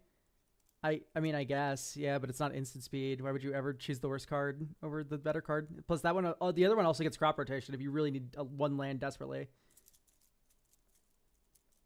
Balaged is a front side spell, unfortunately. I know, I'm just saying. You probably still count it as a land. Everyone else does. Except for Belcher. Maybe I'm going to argue that we don't need Burgeoning. Like, I think Mana Bond's too funny to cut, but I think we could do without Burgeoning. And then maybe that's just your retreat to Hagra.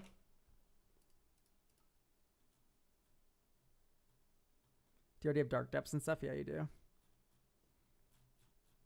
Because, like, even though we have so few slots, there's, like, so much to think about here. Oh, wow. This is the most broken hand I've ever seen of all time. Draw. Sunken Citadel. Name Forest. Or name Green, rather. Magus.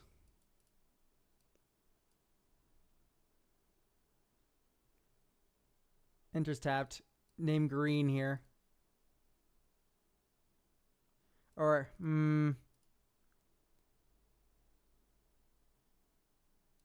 yeah, you have to name blue here and then do this for...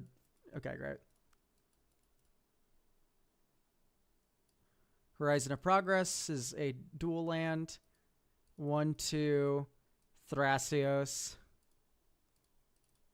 Candelabra. Next turn, Gaia's Cradle. 2 green. 2 green. Or I guess you don't even need to tap anything else. So it'd be 4, right? Because you go 2. And you get 2 for untaps then. And then, yeah, that's 4. Oh, we don't have black mana. That does suck, doesn't it?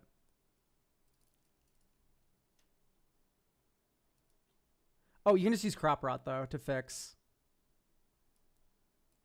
Yeah, fuck it.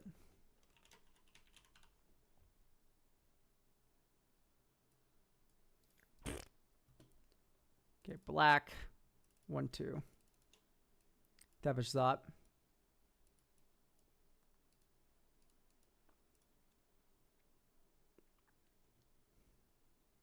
Yay, Thralls.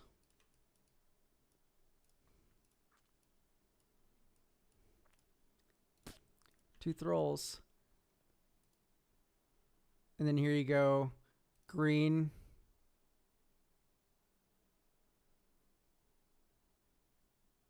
Yeah, you just, this is insane. 4, 5, 6. So it's 12 green mana when we double taps. Blue. Because right now this is X is 4. And you can even hold off on this longer. Make 4 copies of your opponent's things too.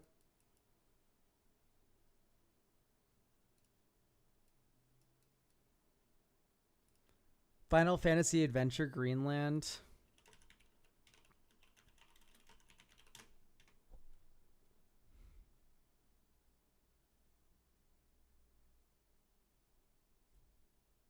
I mean, it's already in.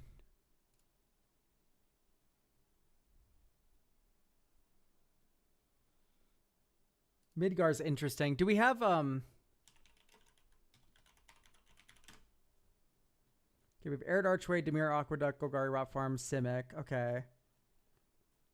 So what if we did Nylea's Intervention instead of Retreat to Hagra?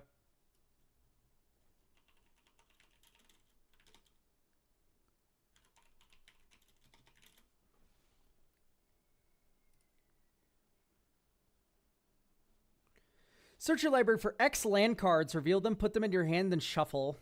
So the joke here is that if you X is 3 or whatever, do whatever X you want, you can get your Dark Depths bullshit. If that doesn't tickle your fancy, you can instead get like Field of the Dead, Gaia's Cradle, like whatever the fuck you need, Vesuva, which I imagine you run. Yeah, Vesuva. Like that all is pretty good. You can also go, here's my other recommendation. You run Sus or Secundi, which I know feels weird. We're going to cut Evandu. This card doesn't Evandu anything with the fucking Gaia's Cradle.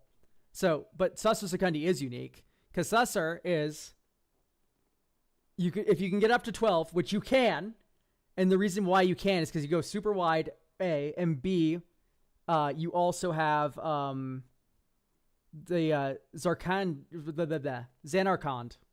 which makes a giant hero that you then crew.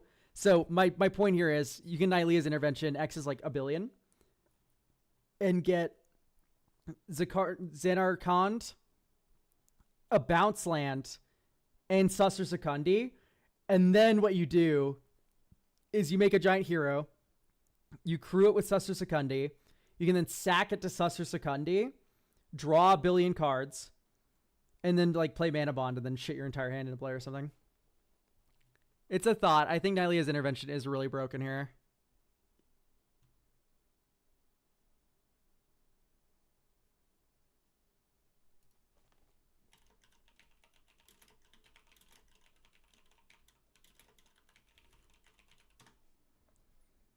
Okay, but there's also type land. I don't think there's going to be anything that fits this for me.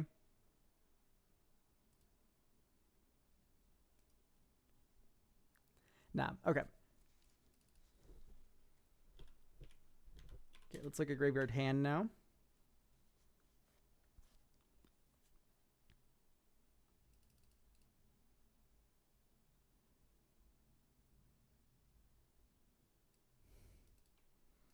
Target permanent card. If only Doppelgang was a permanent card, huh? This is so close, though.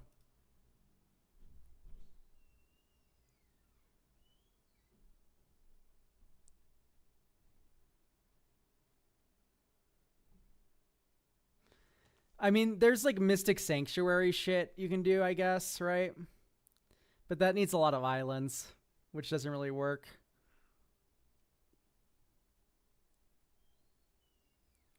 I mean, Eden still could be good enough.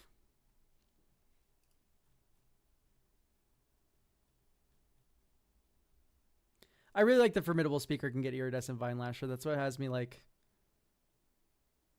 kind of hesitant to put Retreat to Hagra back in.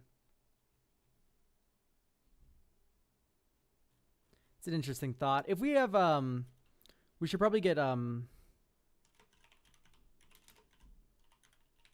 Untap. Not Temple. Deserted Temple. It's already in. Okay, great.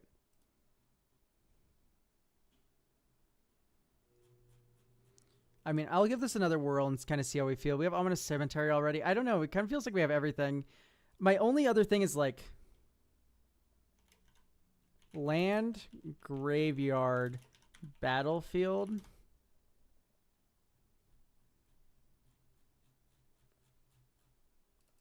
Land, graveyard, hand, return.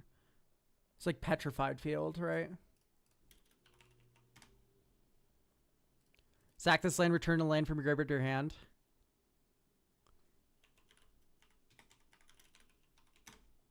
Echoing Deeps is already in. Dope.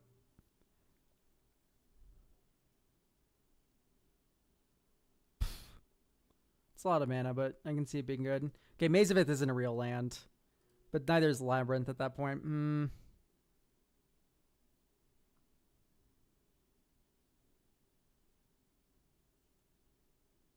Do we already have Blajuka Bog?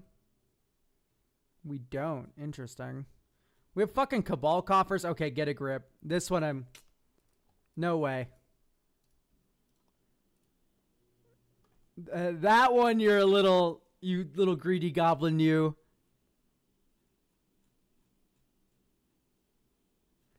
I also don't like the Lotus Field and Veil.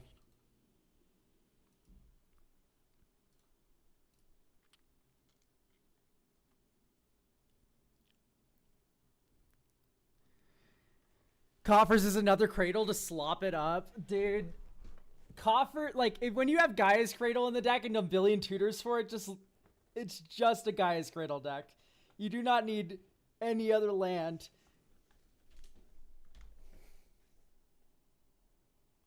Is Lake of the Dead too cute? Yeah. I think so.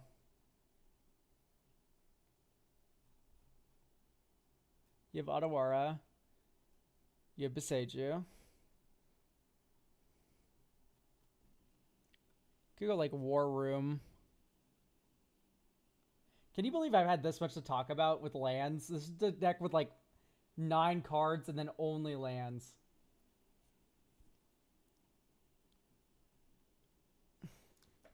Where are we getting all these swamps for Lake and Coffers? There's a Urborg in the deck, I imagine. Yep, Urborg.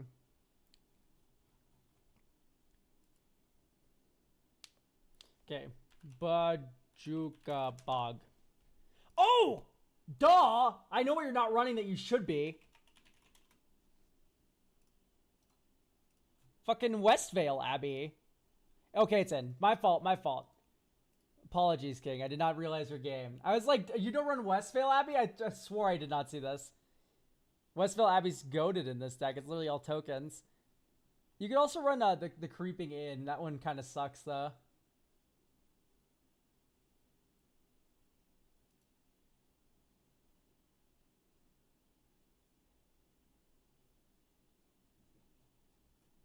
Hmm.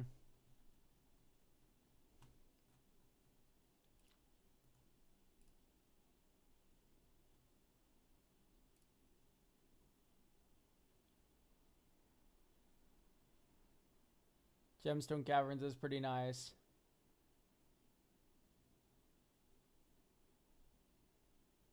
Rogue's Passage. Why do I need Rogue's Passage? Merit Lage. You need it for Merit Lage.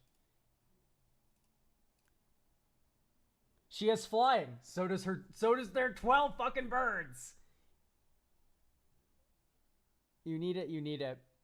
I guess you just cap it off with a the desert. The Lazatep Quarry.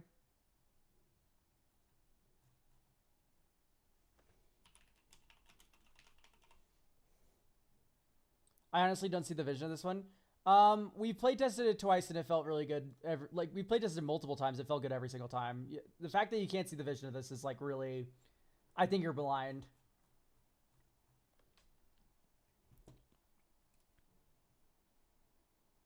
Okay, draw. Rain, Slick, whatever. Next turn. Bayou. 1-2. Thrasios. Next turn.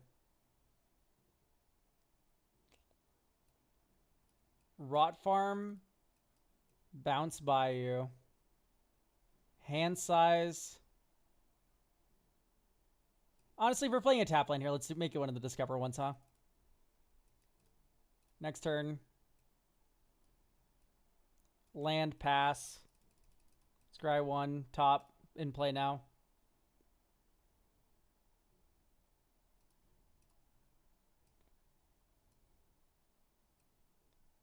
Hitting Cataract now. 1, 2, 3, 4, 5. Tevish that. Get our Thralls.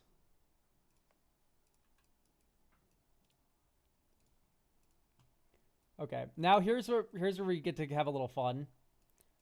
1, 2, 3, 4, 5.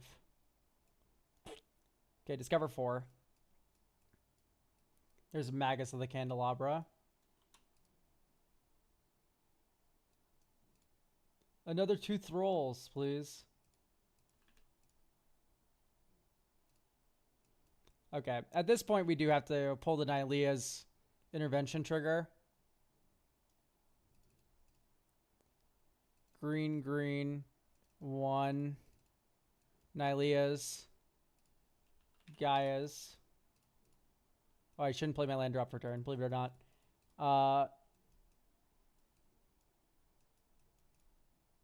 Yay. 1, 2. 6, 7, 8. 8 mana. So that's 15 mana.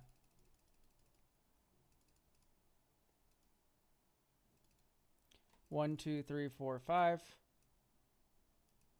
5. Here's Ormondal.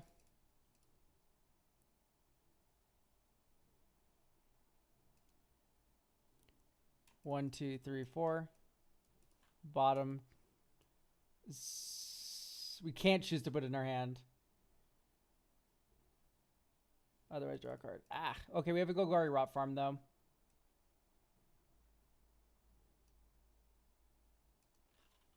Nope. So this is what comes into play. Yavimaya. Vesuva. Copying. Nothing. Yeah, bottom. Formidable Speaker. That'll go into our hand. Hit someone's Ormondal. Okay. Formidable Speaker. Iridescent Vine Lasher. Let's not tap like a moron, by the way. Ideally, you tap like a genius. Okay.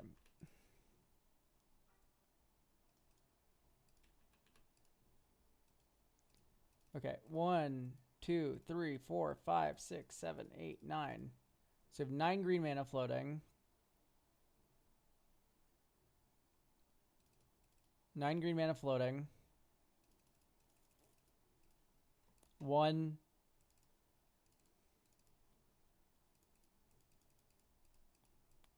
And then you go 1, 2, 3, 4, 5. Activate Hidden Nursery. And you hope and pray that you hit Mana Bond, so everyone explodes, or at least target player explodes. Okay, you get Sowing Myco Spawn, which isn't the best, but like honestly, I can imagine worse hits than this one. Okay, Sowing Myco Spawn cast. You get Susser Secundi.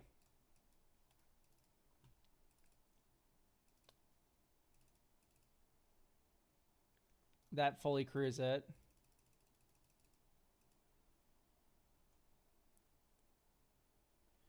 One, two, three, four. Ottawara into play. 1, 2, 3, 4. Dark Depths into play. 1, 2, 3, 4. Ominous Cemetery into play. Okay, and then this turn you win, because you go Golgari Rot Farm, Zarkanar, and then one black. You draw 1, 2, 3, 4, 5, 6, 7, 8, 9, 10. You play this as land for turn. So 11 cards. 1, 2, 3, 4, 5, 6, 7, 8, 9, 10, 11. Do we hit a spell? Am I crazy? Looks like the answer is no. Because I would like to hit Mana Bond. This is still on an adventure. I don't know. I guess in those cases, Retreat to Hagra was better, but like in the world where you need a tutor for this, this is better. It's a tough call. I think they're relatively even. I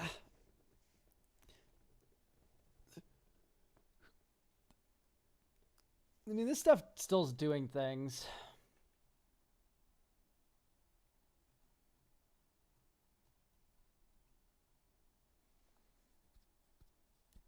Interesting idea.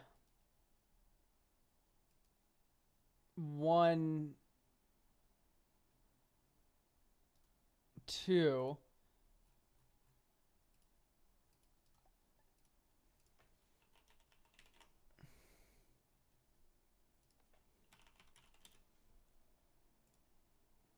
How do you feel about this idea? Perplex can get Formidable Speaker, which can then get Sowing Myco Spawn or Candelabra. Perplex also can get Retreat to Hagra. Just play Belcher instead. No, that's not what the deck's doing. So I'm not going to put Belcher in. But good idea, though. It would be really funny with the Discover Lance. Like Belcher like this. But like, you're just so slow. Everyone just beats you to death.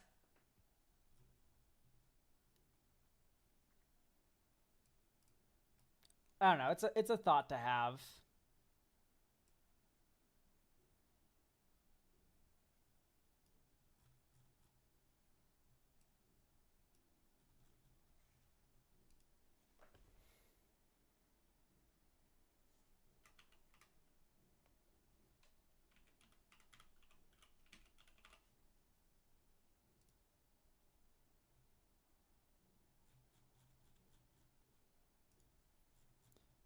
Let's give this another whirl.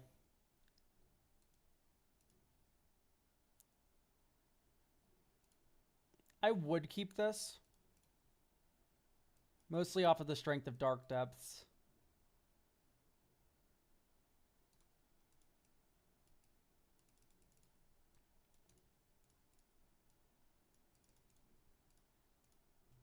Just Field of the Dead.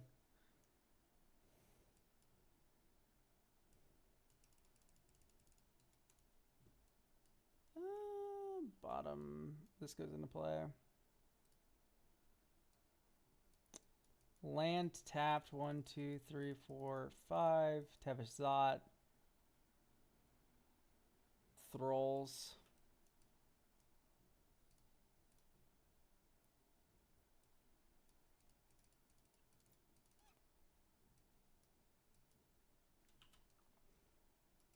Nice. Hidden Cataract is insane. 1, 2, 3, 4, 5. Iridescent Vine Lasher. Echoing Deeps enters as a copy of Hidden Cataract. Make another 2 thralls. Bossing say 1, 2, 3, 4, 5. Crack the Echoing Deeps. Candelabra of Tawnos. But we just don't have Gaia's Cradle.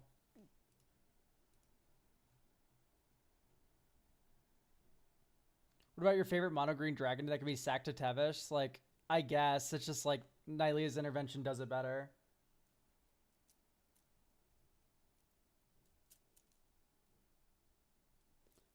Copy Belcher with Doppelgang, then shoot everyone if you have enough. Like, I guess, but no, I just don't like. The point of the deck is not to be Belcher. Please, I'm begging you, understand this. Can we get off the Belcher talk? That's just literally, like, if you heard the primer, you'd agree Belcher's not a good idea. This is not a Belcher deck. It was a joke. Okay, great.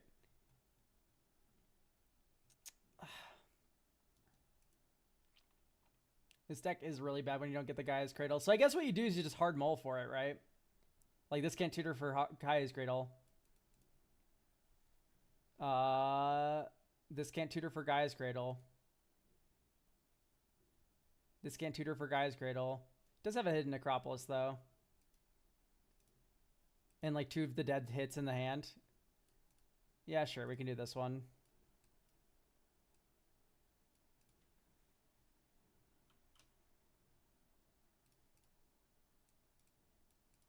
Thespian Stage. Golgari Rot Farm. Verdant for Tropical Island. Thras. Urborg. I think we Thraspin this turn.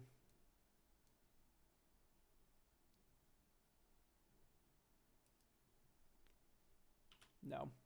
Bayou. Okay. That's being staged. Then you go green, green, 1, 2, 3, 4. And you go Nylea's Intervention, X is 4. And you get Dark Depths, Saucer Secundi, Echoing Deeps, or Gaia's Cradle, Deserted Temple.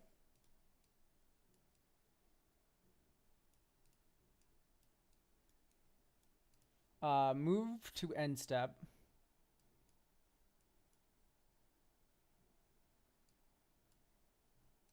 These 3 to graveyard. Next turn. Dark Depths. We can tap it for black because Urborg, don't forget. 1, 2, 3, 4. It sucks because I do really want to play Tevish Zot here, but it's like really hard to deny the appeal of Merit Laging. So I guess you just like develop Candle of Tawnos and you pass, and then you go. Oh wait, no. Hang on. Wait, we have a dual land, I see. So this is 1 mana, but then it's 1, 2, black green. Use a green. Untap this. This is a mono artifact, right? Yeah. Green, black. 1, 2. Darn, yeah. We have to choose, which is a bummer. If we had 1 more tap for 2 land, it would work. But yeah, I'd much rather just Merit Lage right now. I guess you could have Thrasio spun there. And I wouldn't keep Field of the Dead here. I would keep Silicon Starforge, though. Well, you have to. Okay, Gaia's Cradle. Okay, now we're rolling in mana, because this is mana positive. Is it super mana positive? Like, can we go 1, 2, 3, 4, 5. Tevish that. 2 thralls. 4.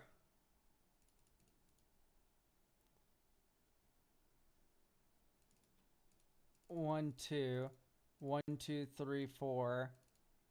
Black, green. I guess untap this for fixing. And you go blue, green, 1. So this is X is 2.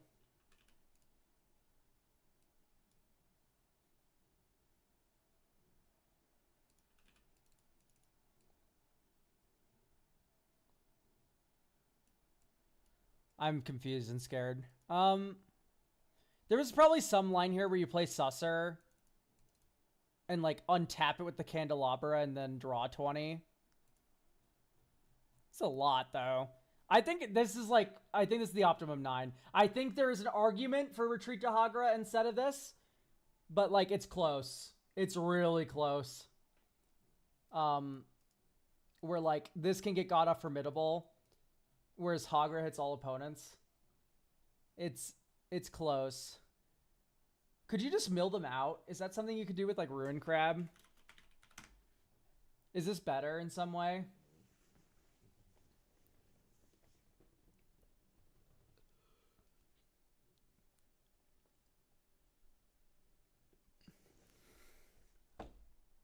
This might be better.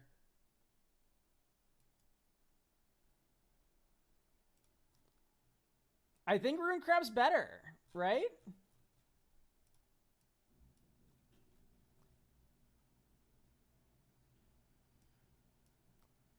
If you X is 3 Doppelgang, you get 3 crabs and 6 landfall triggers, but it's not 6 because you have 4 landfall. You have 4 crab. It would be 48.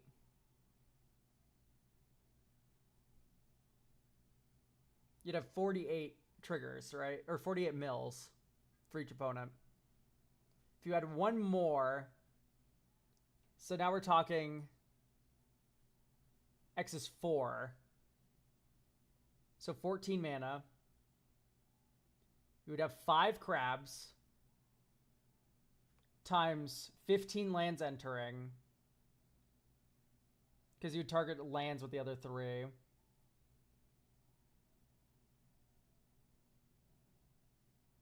So it'd be, actually no, it'd be 12 lands entering. Times 5. That should be enough, right? No, it isn't. Oh, but it's 5 crabs times 3. So it's actually 15 times 12, which is 180 cards milled, which kills them. Yeah, I don't know why I'm even doing math. That's so much mill. It looks like they're dead. And great news is even if they have like a Shuffle Eldrazi or something, you have like the Exile All Graveyards land, Scav Grounds, and Abstergo Entertainment.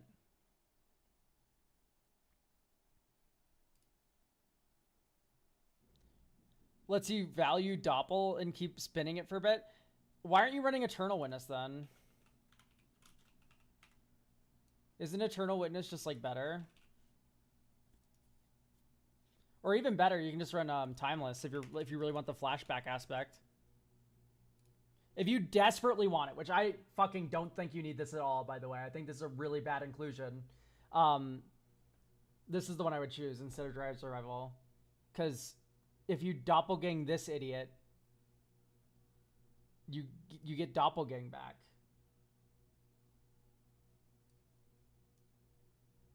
And it's also tutorable off Formidable Speaker.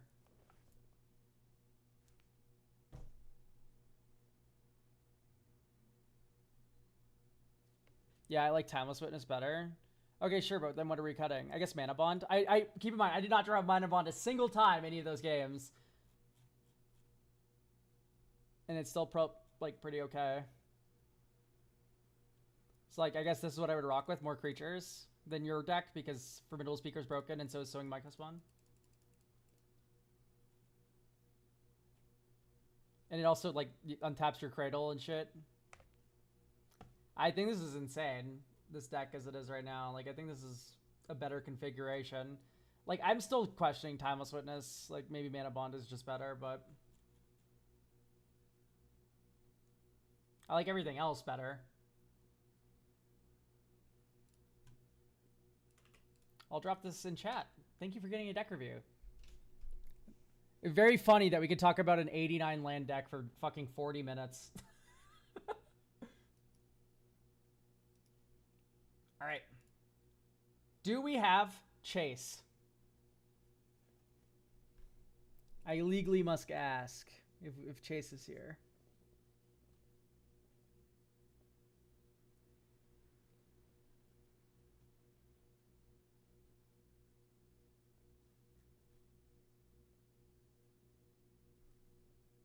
Okay.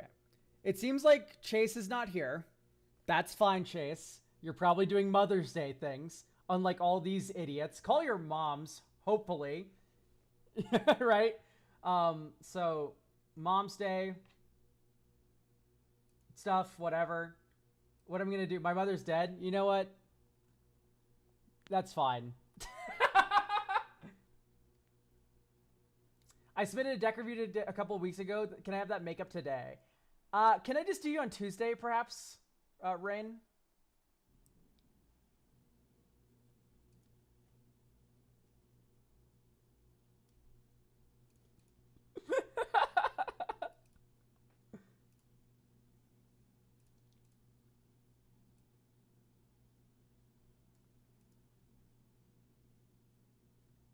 Rain, how would you feel about a Tuesday deck review? I work on Tuesdays. Ooh, we could get you done today then. All right, guys. It appears that we may have one more. I have marked Chase as completed, which means the opposite. It means Chase is not completed. We still have 4 slots, by the way, for next week, so hop on those while you can. Let's find you. Sunday deck review, Chase. Play Genex. Attracts a generic blink. I can wait for next Sunday if you want. That would probably work better for me, honestly.